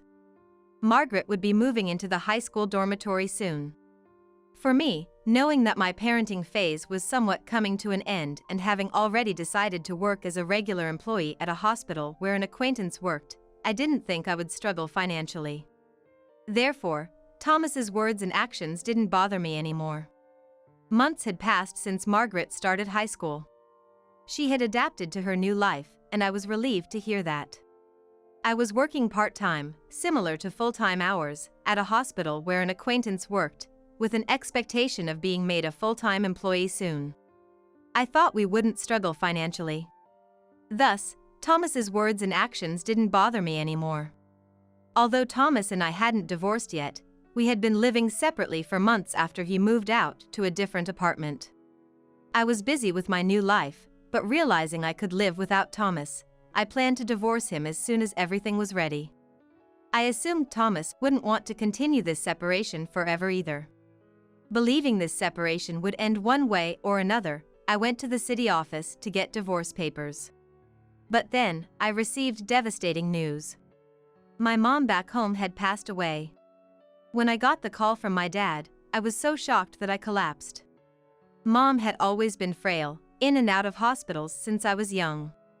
I remembered praying with Dad for her successful surgeries. I knew she had been battling cancer for a year now and understood that her time was limited. Still, the news of her passing was hard to accept. Dad, having lost his lifelong partner, looked utterly defeated and downcast. He clearly lacked the strength to act as the representative of the family at the funeral. So, I stepped up to take on that role. Being an only child, there was no one else who could do it. Dad weakly smiled at my offer. "That would be a great help," he said in a faint voice. We hadn't told anyone about our separation, not even Dad or our acquaintances. So, I thought it best to invite Thomas to the funeral. I quickly sent him a text with details about Mom's passing and the funeral arrangements. As expected, there was no reply. On the day of the funeral, Thomas didn't show up, and Margaret, who had come home for the occasion, muttered, "He's the worst." Even Dad, who looked so frail, was angry, feeling insulted for his wife and daughter. I had my own grievances against Thomas, but now wasn't the time for that. "Both of you, I feel the same way. But do you want to send her off with angry faces? Mom always said, nothing can beat a smile, didn't she?" My words reminded Dad and Margaret of Mom's cheerful nature. We managed to regain our composure and give Mom a proper send-off. That night, Thomas finally called back, but with an insensitive remark. "I'll leave the kid for you to take care." In such a situation, what was he thinking? As I silently pondered, Thomas, unasked, began to talk volubly. "Let me put it simple. I'm planning to elope with my girlfriend. She's younger and cuter than you." Apparently, he was living with his mistress, using our separation to his advantage, and wanted to divorce me right after my mom's death so he could marry her. I've heard separation is often treated like divorce, making it hard to claim alimony for infidelity afterwards. But for me, such things didn't matter anymore. "Oh, really? Do as you please," I replied and hung up the phone. 3 days later, I had 23 missed calls from Thomas on my mobile phone. Thinking how despicable he was, I didn't respond and blocked his number. When he realized I wasn't going to answer the phone, he started sending apologies through social media. That's when I decided to fight back against Thomas. "Fine, if that's how you want it, I'll show you hell." Thomas had declared abandoning me and Margaret at the time of my mother's funeral, and on top of that, he was planning an elopement with his mistress. Mercy was unnecessary for someone like him who had mistreated us. I decided to pay him back double for everything he had done. I immediately texted to Thomas. "Let's meet tomorrow." The next day, I waited for Thomas at the cafe where we had agreed to meet. A few minutes later, Thomas arrived in a hurry, his face pale and clearly agitated. I had nothing to say to him. So, I just silently, or perhaps glaringly, stared at him. Thomas, unnerved by my uncharacteristically explicit attitude, slowly began to speak. "I truly regret not being able to attend your mom's funeral. But there's a reason." I'm a bit shaken, it was just bad timing. Curious, I listened to his explanation. Apparently, one of Thomas's relatives had collapsed and was in critical condition, needing surgery to have a chance of survival. So what? If surgery is the only option, then just do it.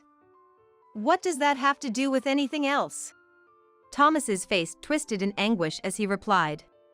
It's a complex surgical procedure that can't be done in a normal hospital. So, it's going to be expensive, and insurance won't cover it. According to Thomas, it was an advanced medical operation that had to be paid entirely out of pocket. His family decided to pool money, and Thomas had to contribute around $10,000. I was astounded. How could he so easily spin such lies?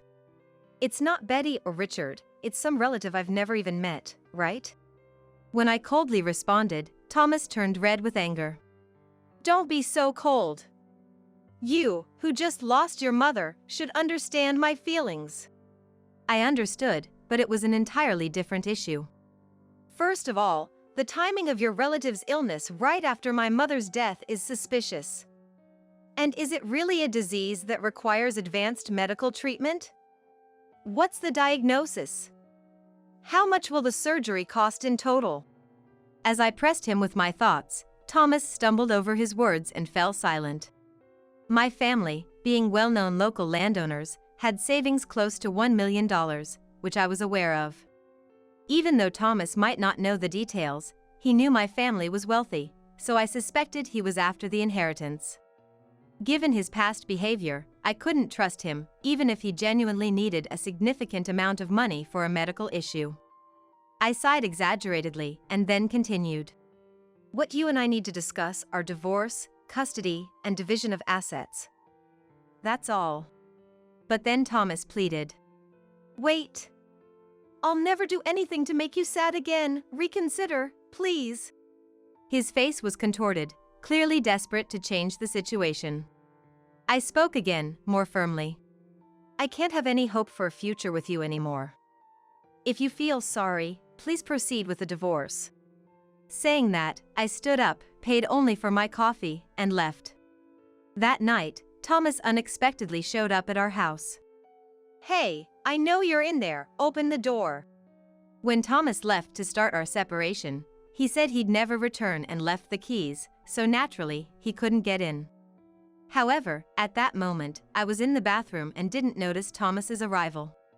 It appeared that Margaret had responded instead, and when I noticed something was amiss and went to the front door, I saw the two of them. Margaret was home for the summer holidays, and had been staying with us since the funeral. What I saw was Thomas deeply apologizing and Margaret standing tall, looking down on him. What's going on? Thomas, what are you doing here? Thomas looked up, begging for forgiveness. Please, I'm begging you. Can you just lend me $10,000 as an advance on the property division? I thought he had come to apologize, but he was still asking for money. It became clear that Thomas didn't care about me or Margaret. Frustrated, I almost let my anger take over but managed to hold back. I wanted to yell and drive him away, but I knew running away wasn't an option anymore. For Margaret's sake, this separation needed to be resolved quickly.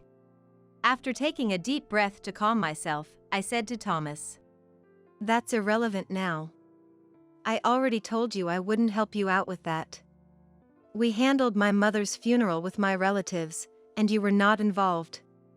Therefore, I don't see any need to care for a relative of yours I've never met.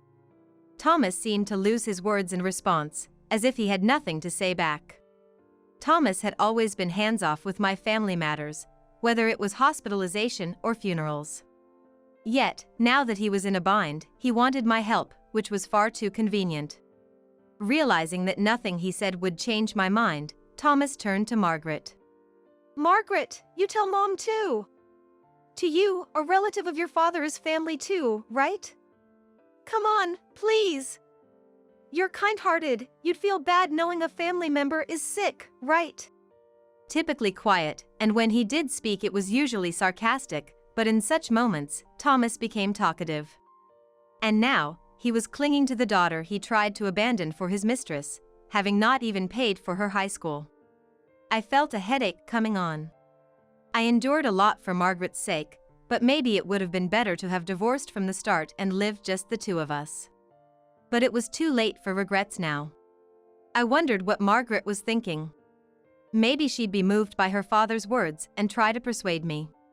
But as embarrassing as it was for me to have even considered that for a moment, Margaret responded with a resolute expression. "Who are you?" Both Thomas and I were stunned by her response. It wasn't rejection or comfort, but a denial of his very existence. Watching Margaret's composed face, I felt relieved. Impressed by the strength of my grown-up daughter, Margaret continued without looking at Thomas. You said you're leaving the kid to mom, right? So, you've essentially abandoned your parental rights. You're divorcing mom and going with your mistress, aren't you? It seemed Margaret had overheard my phone conversation with Thomas. I thought I had been discreet, but she must have had her own thoughts about her father not attending the funeral. To her, a man who was separated and unfaithful, saying he didn't need her, was nothing more than a stranger. She declared him an outsider. That left Thomas utterly devastated, frozen in place. Margaret sighed deeply and glared at him. After all the obstacles you've put in my path, don't try to act like a father now. To me, the only parent is mom. I don't care about someone who didn't even show up for my beloved grandmother's funeral. Thomas stayed motionless for a while, but gradually seemed to grasp Margaret's words. Rising up with a furious look, he stared at Margaret. You ungrateful child! Do you know how much I've sacrificed for you? If you're going to say that, then pay back all the school fees I've paid up till middle school. How childish was he? Who demands repayment for raising their own child? It made me nauseous to think he was my husband.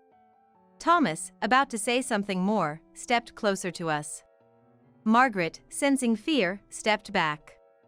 But just then, we heard the siren of a police car and saw it stop in front of the apartment. Thomas halted his advance and slowly turned around. Outside, the people I faced were our neighbors, their expressions even more daunting than Thomas's. Caught up in the commotion with Thomas, I hadn't realized I left the front door open. The walls of the apartment are thin, and many people were home during the evening hours. A neighbor, having heard the ruckus, apparently called the police. When Thomas realized the police were there for him, he became visibly flustered, losing all his previous bravado. The officers stepped out of the patrol car and came straight to us to inquire about the situation. Our neighbors had reported Thomas as a suspicious person. I've always had a good relationship with my neighbors. And when I mentioned my mother's funeral, they even said, "Please let us pay our respects." So they attended, and noticing that Thomas was absent, I had candidly explained. Remembering how they had unanimously condemned Thomas's absence and behavior recently, it was no surprise they called the police when they heard him causing a scene. Thomas always said neighborhood relations were unnecessary, but in that moment, I was grateful for our close-knit community. And the police didn't irresponsibly leave the scene unresolved. Thomas desperately tried to clear up the misunderstanding. I'm the head of this household. What's wrong with a husband returning to his wife and daughter's home? This is just a little family disagreement, nothing that needs to trouble the police. That's what he was pleading.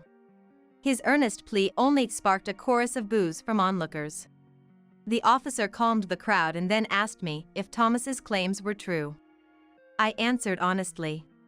I'm embarrassed to say, but we are currently separated. My husband already has someone else, and we were ready for divorce. I've even prepared the divorce papers. The officer believed my story and instructed Thomas to return to his current residence. The neighbors, who had been watching from a distance, emanated an aura of "go back home already." Thomas still seemed eager to argue, but I told him, "This won't solve anything. Besides, when we separated, this house was transferred to my name, and I've been paying the rent. Don't just barge in." He had no reply to that. Margaret then chimed in, echoing my sentiment. "Officer, I'm scared of this man." That seemed to be the final straw. The police, recognizing the need to protect Margaret, a minor, firmly told Thomas. Dad, it's time to go home. Facing the backlash, Thomas realized his efforts were futile and dejectedly left. 2 weeks have passed since Thomas's visit. I consulted a lawyer about the incident and decided to proceed with the divorce, seeking their assistance.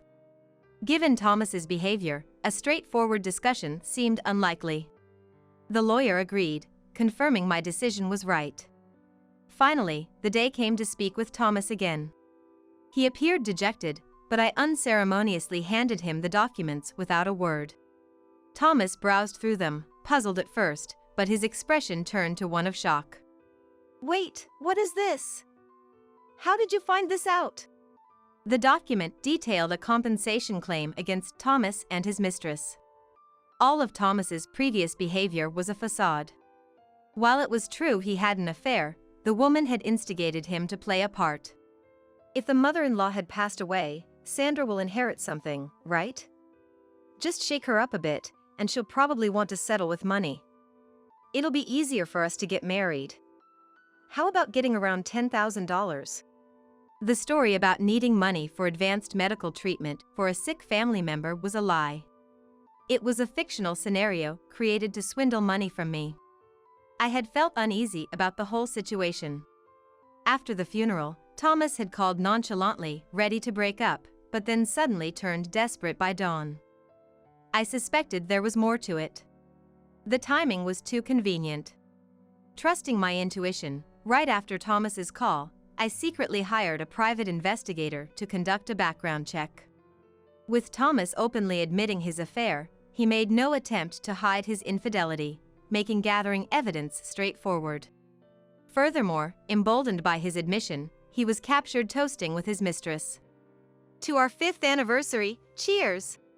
This meant Thomas had been having an affair for 5 years, even before our separation when our marriage wasn't yet in disarray. This meant I could claim compensation. Confronted with his lies exposed, Thomas began to tremble. His hands weakened, dropping the stack of papers on the desk. His eyes became vacant, his mouth moving as if searching for words. After 5 minutes, he managed to utter, "What should I do?"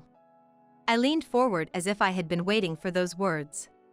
I'll be claiming $30,000 from you as compensation for the affair and the emotional distress you've caused me.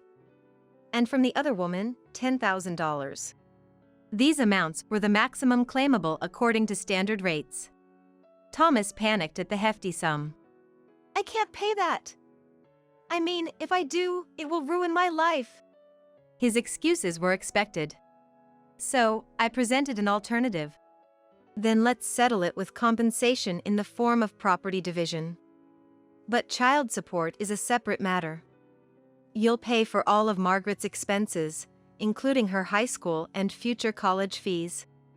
Faced with Thomas's refusal, I pressed on. If you default, I'll go to court for enforcement. Your employer will be notified, and the amount will be deducted from your salary. Faced with this reality, Thomas reluctantly signed the documents my lawyer had prepared. This marked the end of our long battle. Afterwards, Thomas and I officially divorced, and the financial matters were settled through compensatory property division. Thomas had nearly no savings due to funding his mistress. So in the end, I was only able to protect the savings I had diligently amassed.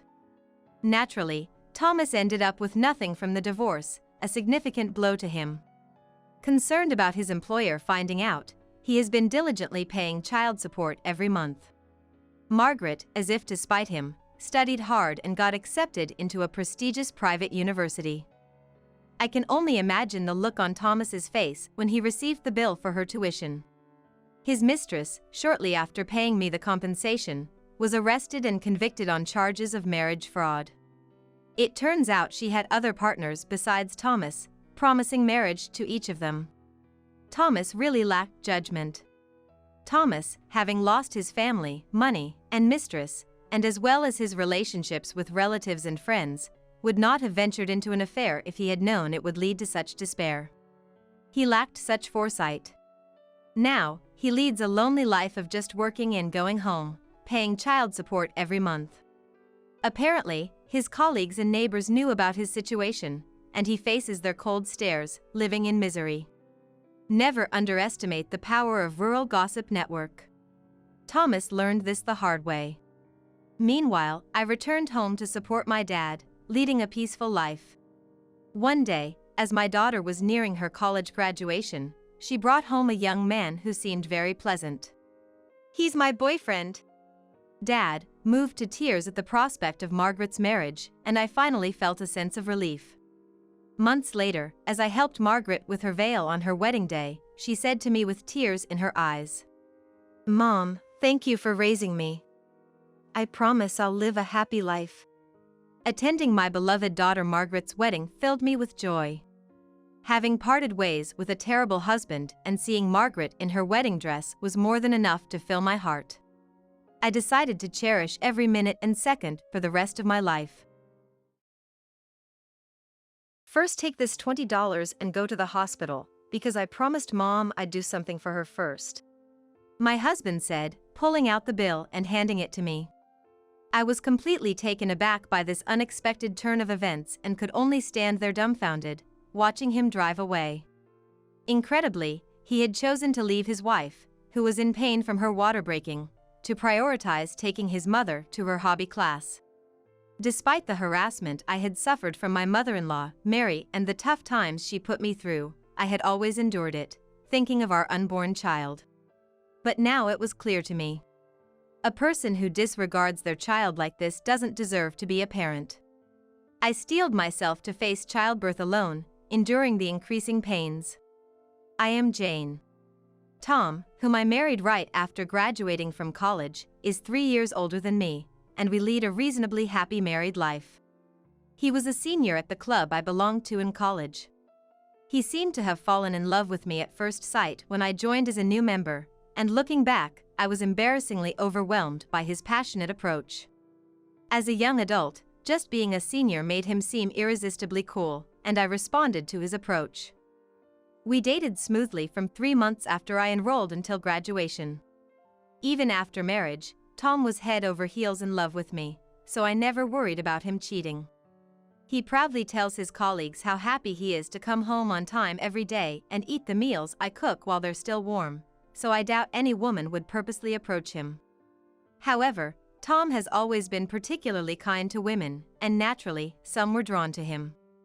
But he has always been devoted to me, and I've never been attracted to any other man. However, there's a reason why I initially described our marriage as reasonably happy. That reason is my mother-in-law, Mary. I thought mother-in-law problems were a thing of the past, but Mary frowned the moment she saw me. "What's with your hair? Looks like you dumped paint on it. Let me guess, you dyed it in a hurry last night, trying to look innocent? It's embarrassing. Can you leave my son and go home for today? Seriously, you knew we were meeting. You should have taken care of your hair earlier." When I first visited Tom's family before we got married, Mary said this, and I, still young, turned pale with fear. Just as Mary said, I realized the day before that my hair color was too bright, so I dyed it with Tom's help. Feeling embarrassed and frustrated at being seen through, I was down for a while after that. It was my fault for the breach of etiquette, but I wouldn't have been so upset if Mary had been a bit more restrained in her comments.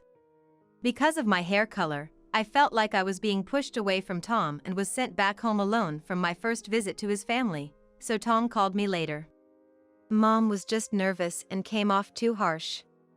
She actually likes you, Jane, so don't worry.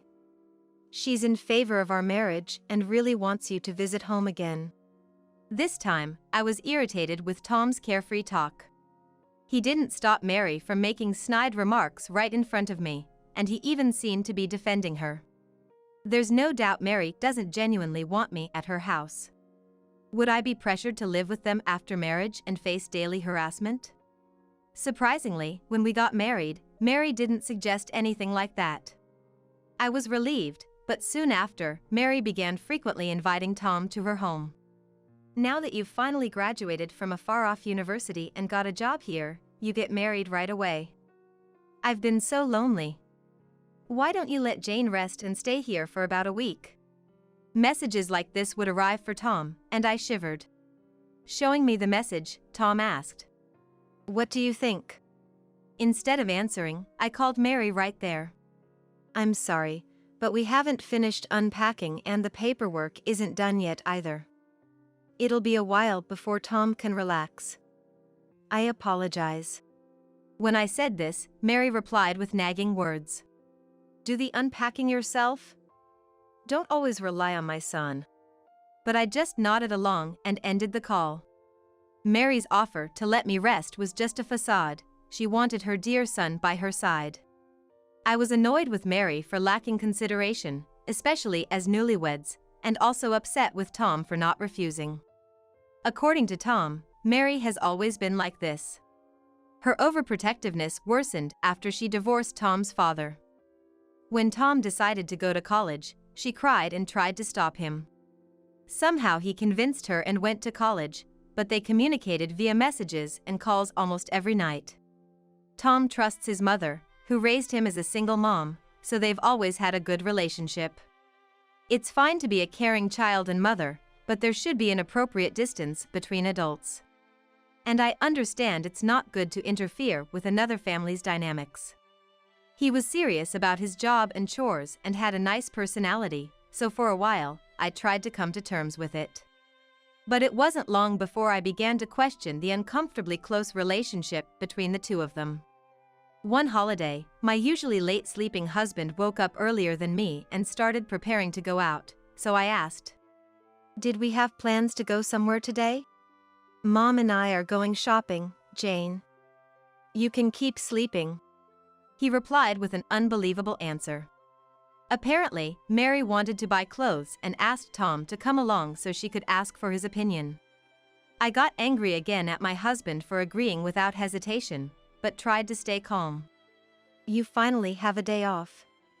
Let's do something together." I tried to keep him walking out the door.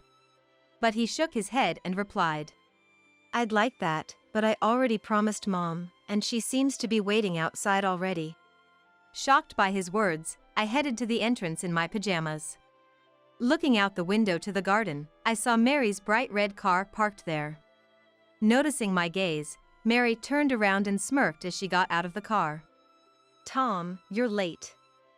Jane's a stay-at-home wife and still asleep at this hour? Pathetic. Should I buy you an alarm clock on our way home today?" Mary, with her bright red lipstick matching her car, laughed heartily and affectionately took my husband's hand, leading him to the passenger seat. I was dumbfounded watching their cozy interaction and could only watch as Mary's car sped away cheerfully. After this incident, my husband's behavior started to change gradually. He almost stopped doing the household chores he used to do naturally and began going to his family's house almost every weekend. His attitude towards me also changed, becoming more domineering. "Jane, you're too lazy. When I have a day off, you just sleep with me, right? Can you call that being a housewife? You even stopped putting on makeup at home. That's not good after getting married. Mom is worried about you, too. Why don't you visit her alone once in a while?" I don't know what Mary has been saying about me, but my husband agreeing with her is absurd. He never mentioned anything about naps or makeup during our courtship. But as my husband says, maybe Mary really is concerned about my behavior. I tried to convince myself of this several times, but knowing how Mary treats my husband like a lover, I can't help but see it as harassment towards me. However, I thought Mary's curse would change once we had a child. I found out I was pregnant shortly after I started having doubts about my husband's behavior. His eyes lit up with joy. And he held my hand, promising to work through it together.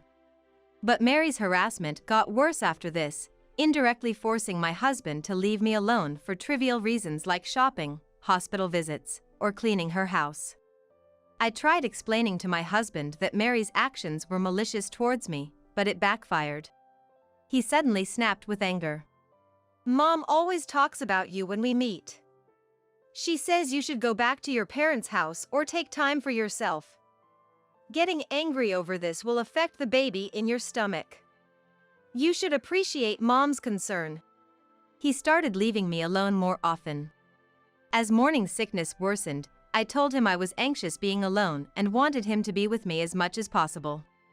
But to my cry for help, his reply was unbelievable. "Even if I'm around, there's nothing I can do for you. Mom said she wanted to be alone all the time during her pregnancy and didn't even want to see Dad. He wouldn't listen to me." And feeling physically and emotionally unstable, I resolved to fight alone. Then, one day while shopping for baby items with my husband, we bumped into one of his colleagues. Tom, I hear you're actively attending parenting classes. Your home library is full of parenting books, right? Today, too, accompanying your wife for shopping, you're going to be a great dad. Can't wait for your child to be born. I was so shocked that I blurted out. What? Tom quickly interjected, laughing. Stop it, man. Turns out, he's been pretending to be a devoted new father at work, making up stories. I kept quiet to avoid a scene with the colleague, but inside, I was seething with anger. He continued to prioritize Mary, and occasionally, when I ran into his colleagues, they'd envy me. Jane, you found the ideal husband. These incidents gradually made me start distrusting my husband's words and actions. I can't say for sure if the stress caused it, but one weekend, while I was making lunch, I noticed my pants were wet. A certain thought crossed my mind, so I rushed to the bathroom. And sure enough, I realized my water had broken. I headed to the bedroom where my husband was still sleeping and yelled to get the car ready right away. My husband, groggy at first, quickly helped me walk by supporting me under my arm when he learned my water had broken. The nurses had repeatedly told me to come to the hospital immediately if my water broke. There might be urgent danger, so my husband was also somewhat panicked. In the midst of labor pains, we finally managed to get into the car and started driving when my husband's mobile phone rang. Unable to answer while driving, I peeked at the screen amidst my pain. When I saw Mary's name, I intuitively had a bad feeling. I glared at the screen for a while, but the ringing continued the entire time. Thinking it would be quicker to explain the situation, I reluctantly answered the phone. "Tom, where are you?" "It's Wednesday, it's the day for my craft class?" "Did you forget?" Mary's voice, never used when talking to me, sent chills down my spine, but I explained to her. Mary, actually, my water just broke, and I'm on my way to the hospital with Tom. As soon as I spoke, Mary's tone changed dramatically, and she started yelling at me. "That's your own problem. I don't care. How dare you use your resting husband as a taxi? Put Tom on the phone. Today is the fixed day for my craft class. I had the appointment first." Stunned, I couldn't believe Mary was saying such things, not even concerned about her grandchild. I remained silent, but Mary's shrill voice continued. "Sorry, Jane," my husband muttered. For a moment, I thought he was apologizing for Mary's outburst. But then, I realized he had walked around to the back seat where I was lying and was opening the door. Confused and in pain, I was speechless.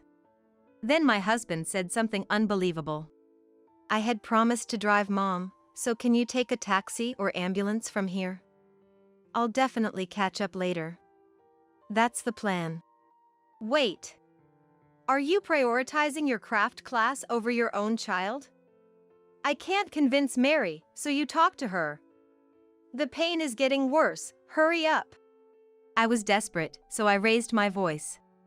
But my husband frowned and said, "It's a regular commitment. It can't be helped. I'm sorry I forgot to tell you about it. Here's some money, please manage with this." He took $20 from his wallet and stuffed it into my bag. Then, he went back to the driver's seat and left me there without hesitation. I can't believe this. I was still close to our house.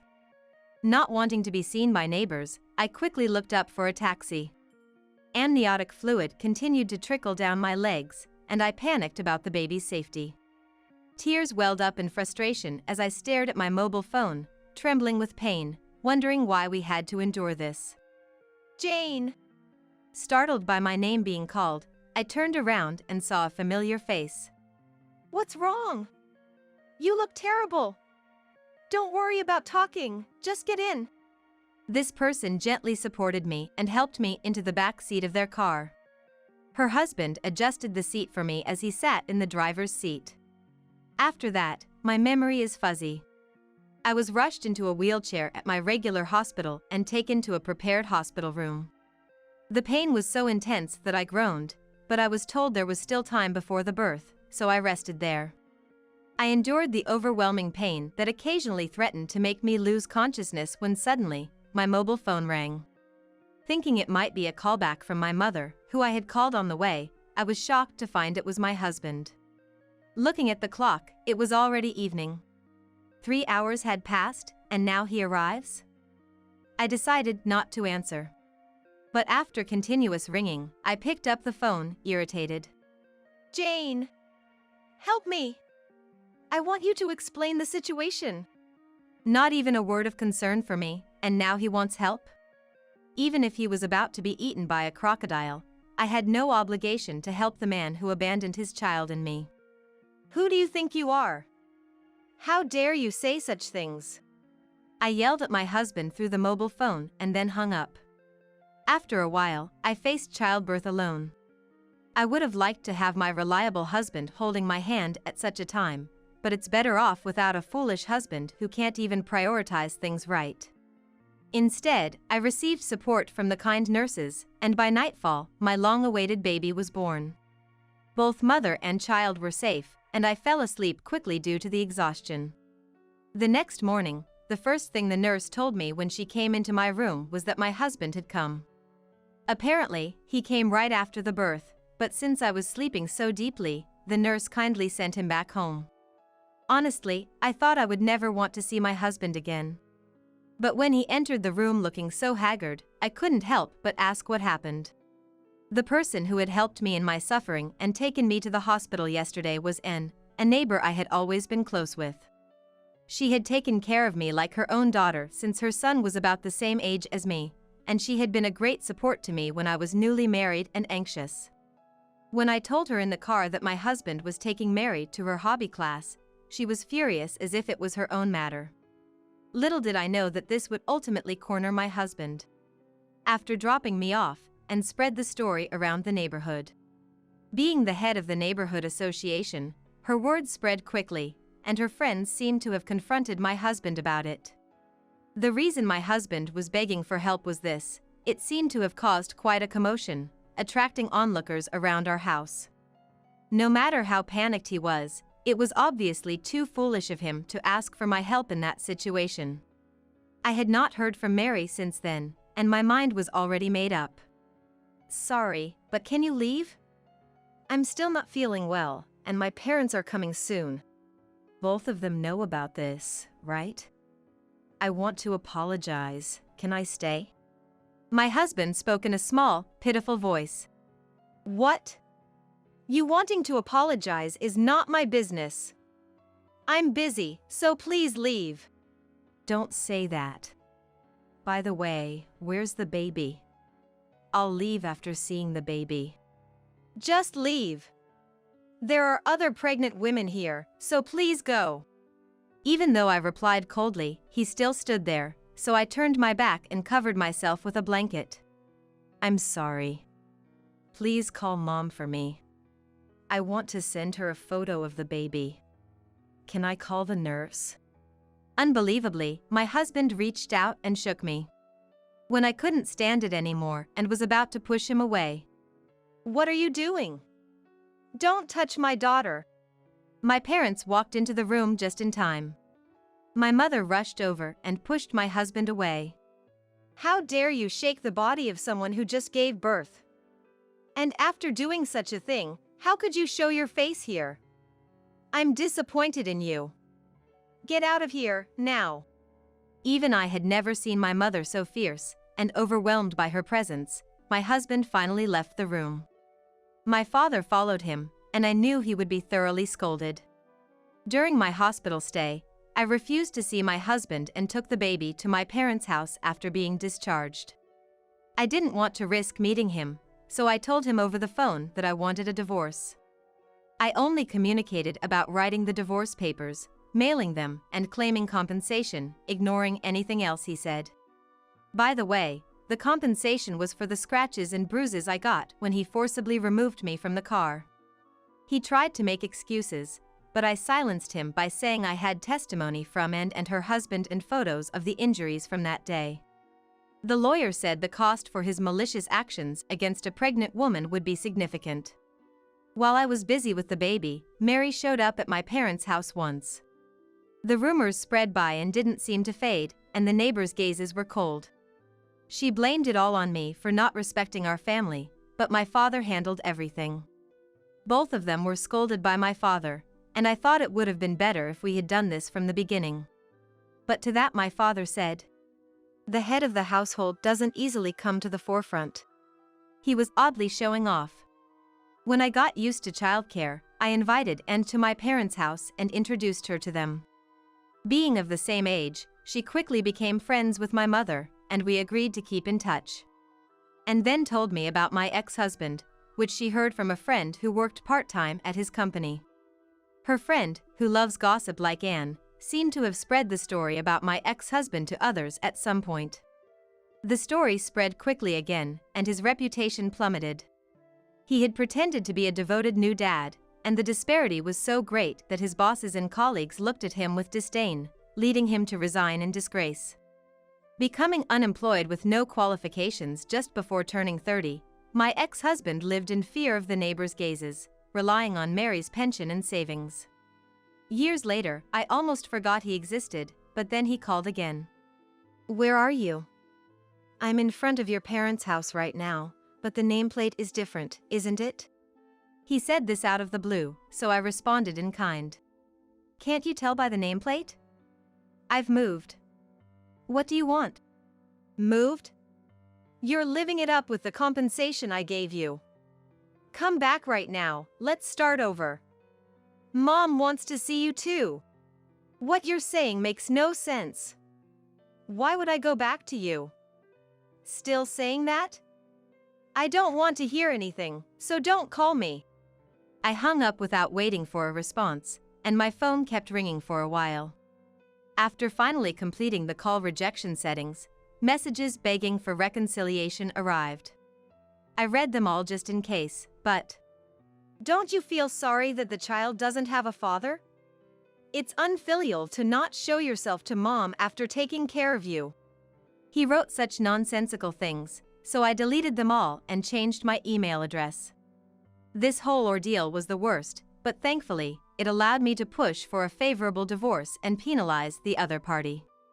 Having such a terrible family member is not good for the child. Thinking so, I enjoyed relaxed parenting while being supported by my parents, who had become grandparents. Got into an accident? I can't go, I'm on a business trip now. A half-laughing voice of my husband is heard over the phone. And mixed with that, the sweet, ingratiating voice of a woman. Wonder what kind of business trip he's really on. Unforgivable. I'll definitely get him back double. My name is Jennifer. I'm 61 after retiring from a company that I worked for many years, and trying to enjoy my second life by joining a book reading circle. I was in drama club during my school days, so I think it's time to show off my skills, despite the long break. Well, because of COVID, I haven't had many opportunities such as visiting schools. Now I can read smoothly picture books, but when I was a bit younger than now, I struggled to read something. Specifically, my husband's mind. That must have been around 17 or 18 years ago. I lived happily with my husband Ronald, who is 2 years older than me, and our daughter Amber, who was in 11th grade. Well, I thought we were living happily. Around that time, I often felt Ronald was being cold to me. It wasn't like he was ignoring me, but conversations didn't expand, and he quickly went back to his room after meals. It seemed like he was avoiding interactions with me and our daughter. Jokingly, "Don't you be cold to me?" I asked. "Just tired." But was that really true? Then he would reply. The unease didn't go away easily. However, "Hey, you've been cold to me lately. I'm lonely, be kinder. I wasn't at an age to say such young girls' whims like that. Pretending to be an understanding wife, and I chose to leave Ronald as I thought he must have his reasons. Looking back now, I think the outcome would be the same, whether I had pressed him or not. Meanwhile, Ronald's return time from work started to get later and later. He worked for a white company, where he used to come home on time almost every day. Even though he was a manager now, but he had been coming home later than when he was a general employee. Could this really be happening? It seemed Ronald was dining out, as the meals I prepared were always left on the table, wrapped up until next morning. Busy enough to work until past midnight, yet he found time to eat out. I started to sense contradictions in Ronald's behavior. Then, one day, when I was seeing Ronald off at the entrance. Will you go home late again today? Maybe? His indifferent response frustrated me, even with my usual patience. In fact, Ronald's nonchalant replies had become common. Lately, he hardly answered my questions, and I was holding back my dissatisfaction and enduring it. I feared that if we fought, he might never return home one day. If it happened, our daughter would surely be upset. I wanted to avoid the worst-case scenario, but... Hey, haven't you been treating me rough lately? Finally, I blurted out. I don't quite remember, but I think I glared at him without realizing it. Ronald's face was strained. If there's something wrong with me, I'll fix it. Let's talk. Your recent attitude, it doesn't just look like you're tired. Would he get angry? Or just ignore me? My lips quivered as I imagined the worst. But then, all right. Let's talk tonight. It's time to leave now. I have to go. Okay, take care. I didn't feel any warmth in Ronald's words, but I was relieved to know he was willing to talk. It'll be okay, we can still make things right. I thought, but that night, Ronald never came home. He didn't respond to my calls. It seemed like he was running away from our conversation. What a terrible man. Late at night, I finally received a single email. Going on a business trip, back on Tuesday. What is this? It's not a telegram from the old days. The next day, perhaps sensing my irritation, Amber, who was on winter break, asked me, Mom, do you remember our promise to go out together? She said. A promise? Yeah, the one about going out for a drive to practice my driving. You seem to be stressed out, Mom. How about we go to somewhere for a change of pace today? Oh, right, we had made that promise. Amber had just gotten her driver's license this summer, but we only had one car. Ronald often used it for work, and with Amber usually at school, she had no chance to practice driving. So, I had promised to accompany her for that practice during the winter break. Despite the break, I had been preoccupied with Ronald, so I completely forgot about it. Even she pitied for my accumulated stress. How pathetic. I felt apologetic and quickly agreed to go out with Amber. Oh no! It's my first time driving since driving school. I'm nervous. Stay calm and take it easy. Take a deep breath and try to do some stretches. Who does that in this situation? Really? Mom, you're so old-fashioned. Huh? As Amber opened the driver's side door, she suddenly made a puzzled face, crouched down, and picked up something. Hey Mom, this is... What she showed me was a long, glittering fake nail. Both of us were speechless. Neither of us wears fake nails, so whose could it be? The last person to use this car was... Dad, right? Yes.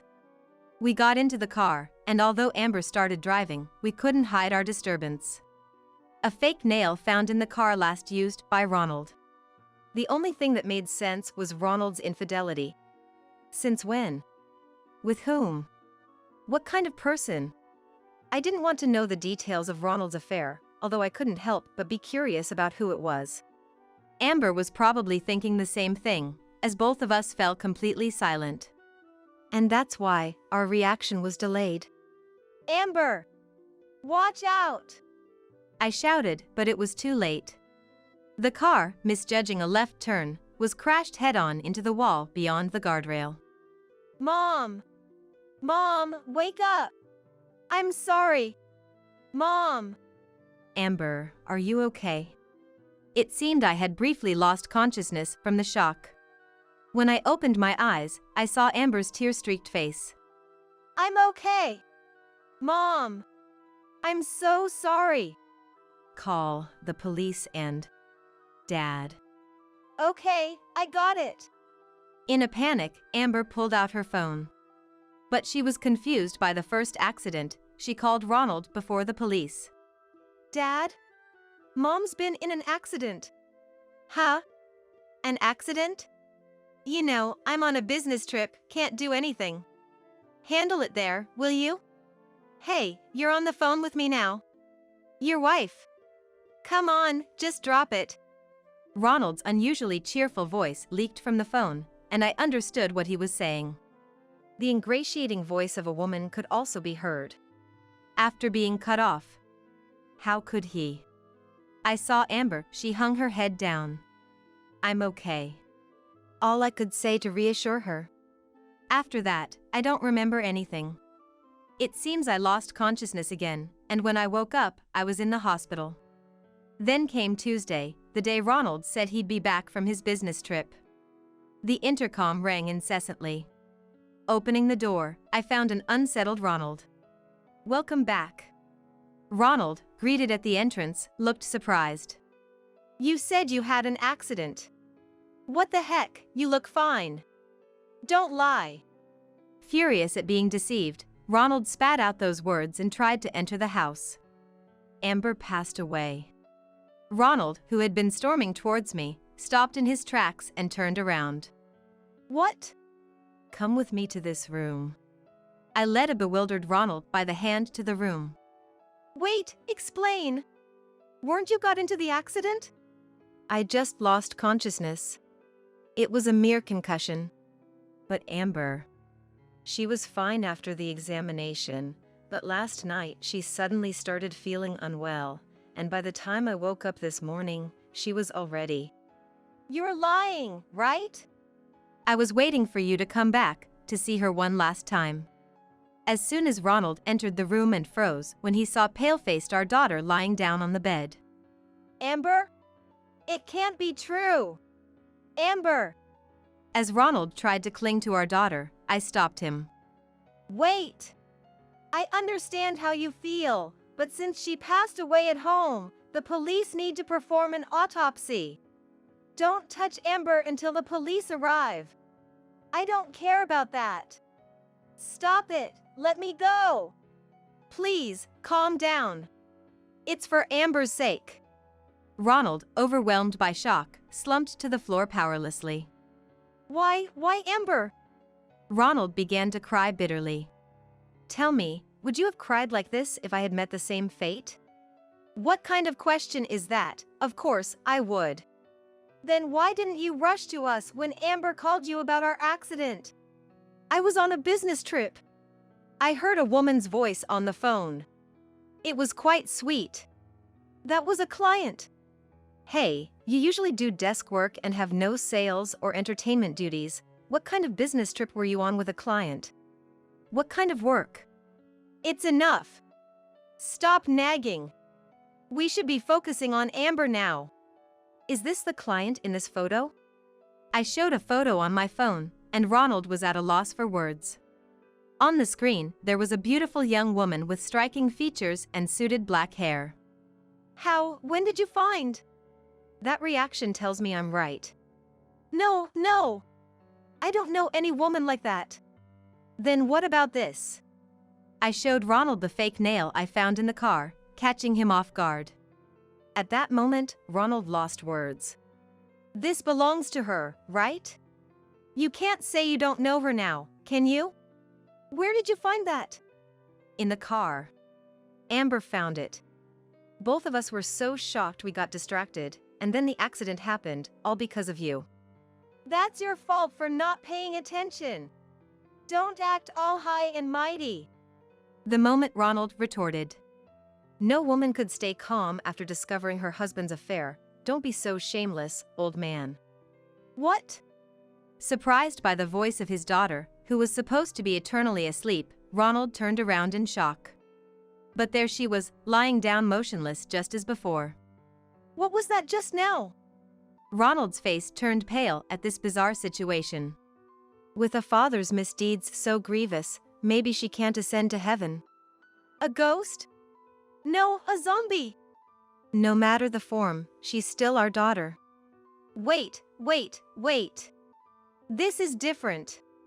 What if she's come back to life? Aren't you happy? That's impossible. It's scary. What if something that isn't Amber has come into this house? Ronald, genuinely terrified, clung to me. He always was bad with horror. Then, our daughter slowly sat up and hugged Ronald from behind. Dad. She said with a smile, hugging him. Ronald, reacting to his daughter's mischief, Eek! let out a high-pitched and fled to a corner of the room. Ha ha ha. You totally fell for it. Got scared for real. I've been alive the whole time. Ronald looked at us in astonishment during Amber had burst out laughing. What do you mean? This is what you get for cheating, old man. We set up this whole act. Normally, I would scold Amber for her words, but she probably doesn't even want to call him Dad anymore. This time, I thought. Oh, and she calls Ronald as an old man, so I just forgive this time. Well, she said including man, so it's okay. I decided to let it go. I would like to call him something much worse. Amber thoroughly explained to the utterly bewildered Ronald the entire sequence of events. So, both Mom and I just got examined and we're fine. Alive really well. I looked up people associated with your company on social media, old man, and found someone with the same fake nails. I thought, maybe she was, and when I checked her posts, there was a photo with a man resembling you. Plus, on the same day you didn't come home, she blatantly posted about a date with her boyfriend. And on the day of the accident, she wrote about being on a trip with her boyfriend. It's no coincidence. So, Mom suggested me pretend to be dead to scare you, thinking you'd slip up under pressure. Scared you, didn't we? About me and Amber's sly smile, Ronald. I was really worried. You two are the worst. Agitated, exclaimed. Well, maybe going as far as doing death makeup to look pale and lying down about an autopsy was a bit much, but I don't want to hear it from someone who cheated. Amber nodded vigorously at my words. If you were really concerned, you would have rushed over the moment we called. Your sudden act of a worried father doesn't resonate at all. You must have enjoyed your affair trip, right? Didn't want to leave the young woman? A man who prioritizes his desires over his family, a rotten to the core guy. I don't care about you anymore.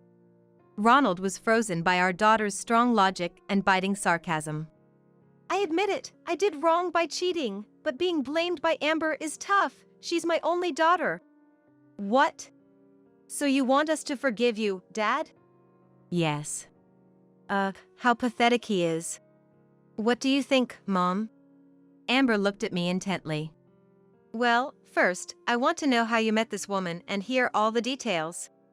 Hey! Mom wants to know, so spill it immediately, old man. Fueled by anger, Amber, now more of a bandit than a high school girl, grabbed Ronald by the collar, making him tremble.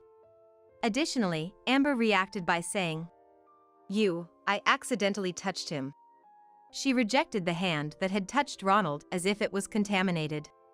Needless to say, Ronald was so shocked that he teared up. Deciding to come clean, Ronald began to recount how he met this woman. Their meeting was at a company event. The younger woman admired Ronald's work and approached him proactively. She claimed to want only to talk about work as a junior colleague. But Ronald, flattered, decided to pursue her. The woman, charmed by the attention from someone she admired, accepted Ronald's advances, but she was single. Moreover, she was hoping to marry Ronald, leading to recent tensions since Ronald hadn't intended to destroy his family for a fling. He explained that not speaking to me was due to his anxiety about their relationship being discovered, fearing that I might notice his irritability. The trip, which I thought was for an affair, was actually to appease her mood, as he candidly admitted. As for the fake nail, it was likely deliberately left by the woman, who was growing impatient for marriage, hoping that its discovery would lead to our divorce. If you choose me and over her, I might consider not divorcing you. Of course. With Amber here. I choose you, no question. Then call her here right now. I need to hear her say it's over, face to face, to believe you. I understood. 2 hours later, Ronald's mistress, Sarah, arrived at our house in response to his call. I said, "You must be Sarah, right?" Then Sarah, openly hostile, declared, "Whatever you do, I won't break up with him." Sarah responded with open hostility. "No. I want to break up. I want to start again with my family." At Ronald's words, Sarah's face turned pale. "You're kidding, right?" She repeatedly asked Ronald in disbelief. "Sorry. I like you, Sarah, but not enough to pay alimony to my wife and live with you." Wait, did he say outrageous statements? "It's not about me or Amber, but just about not wanting to pay alimony?" Both Amber and I were appalled. "That's terrible. I was serious about you." Sarah was pounding on Ronald's chest. Indeed, Ronald had been terrible, and her feelings were understandable. "Hit him harder, enough to affect his ribs." I found myself secretly cheering for her at that moment. Ronald, looking troubled, simply let it happen without resistance. "That's how it is, Sarah. Ronald won't be yours, and he will pay alimony. Also, write a pledge saying you won't be with Ronald anymore." "Don't be ridiculous. I absolutely refuse." "Please, Sarah." Initially resistant to my demand, Sarah seemed to understand the futility after Ronald's plea. "Fine." She weakly responded and began writing the pledge as I had instructed. Then, right after making Ronald write a pledge with the same contents. "Ah, good. So we do not get divorced, right?" Ronald, still trembling, quickly finished writing his pledge next to Sarah, who was still writing hers, and then blurted out a tactless remark. Even the usually composed Sarah's face turned pale. "You're despicable," and muttered that. It must have been a moment of realization for Sarah, where 100 years of love could fade in an instant. A good riddance, indeed. No divorce is a no-go. "What do you mean?" I mean, no divorce is not happening. We're getting divorced. "What? You said you'd consider not divorcing." "Yes, I considered it, and I decided we should divorce." "What? That's not fair. After making me write this pledge." Well, I never really considered not divorcing him, but that's a secret. Don't worry, once we're divorced, that pledge becomes meaningless. So, what will you do? Restart with Sarah? "Why would I do that? Wait, should I?" Sarah, should we try again? Ronald gazed at Sarah with an unmistakable ulterior motive in his eyes. However, the look that Sarah returned was incredibly cold and detached, a stark contrast to Ronald's intentions. "Are you joking? You easily agreed to write that pledge to break up, showing how little you cared. And now you want to turn things around because you don't want to be alone? Too late." "No, that's not what I meant." Watching their exchange, Amber and I couldn't help but smirk. Honestly, I'd be upset if Ronald just quickly moved on with his affair partner after our divorce. Amber felt the same.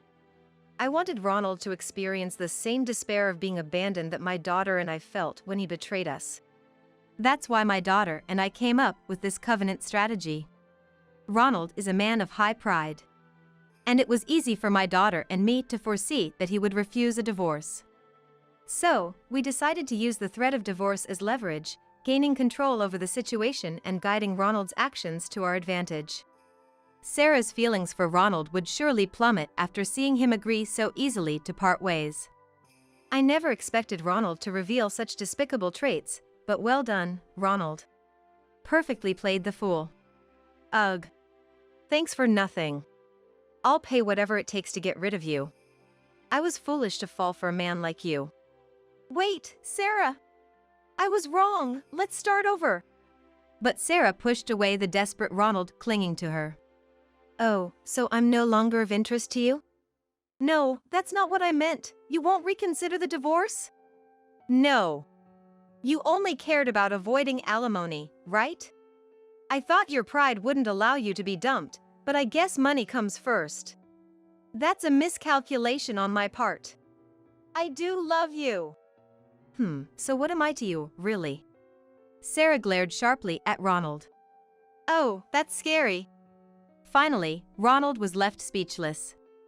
Ha ha ha. It's pathetic, old man. Rejected by both women in the end. Well, who would want such a man?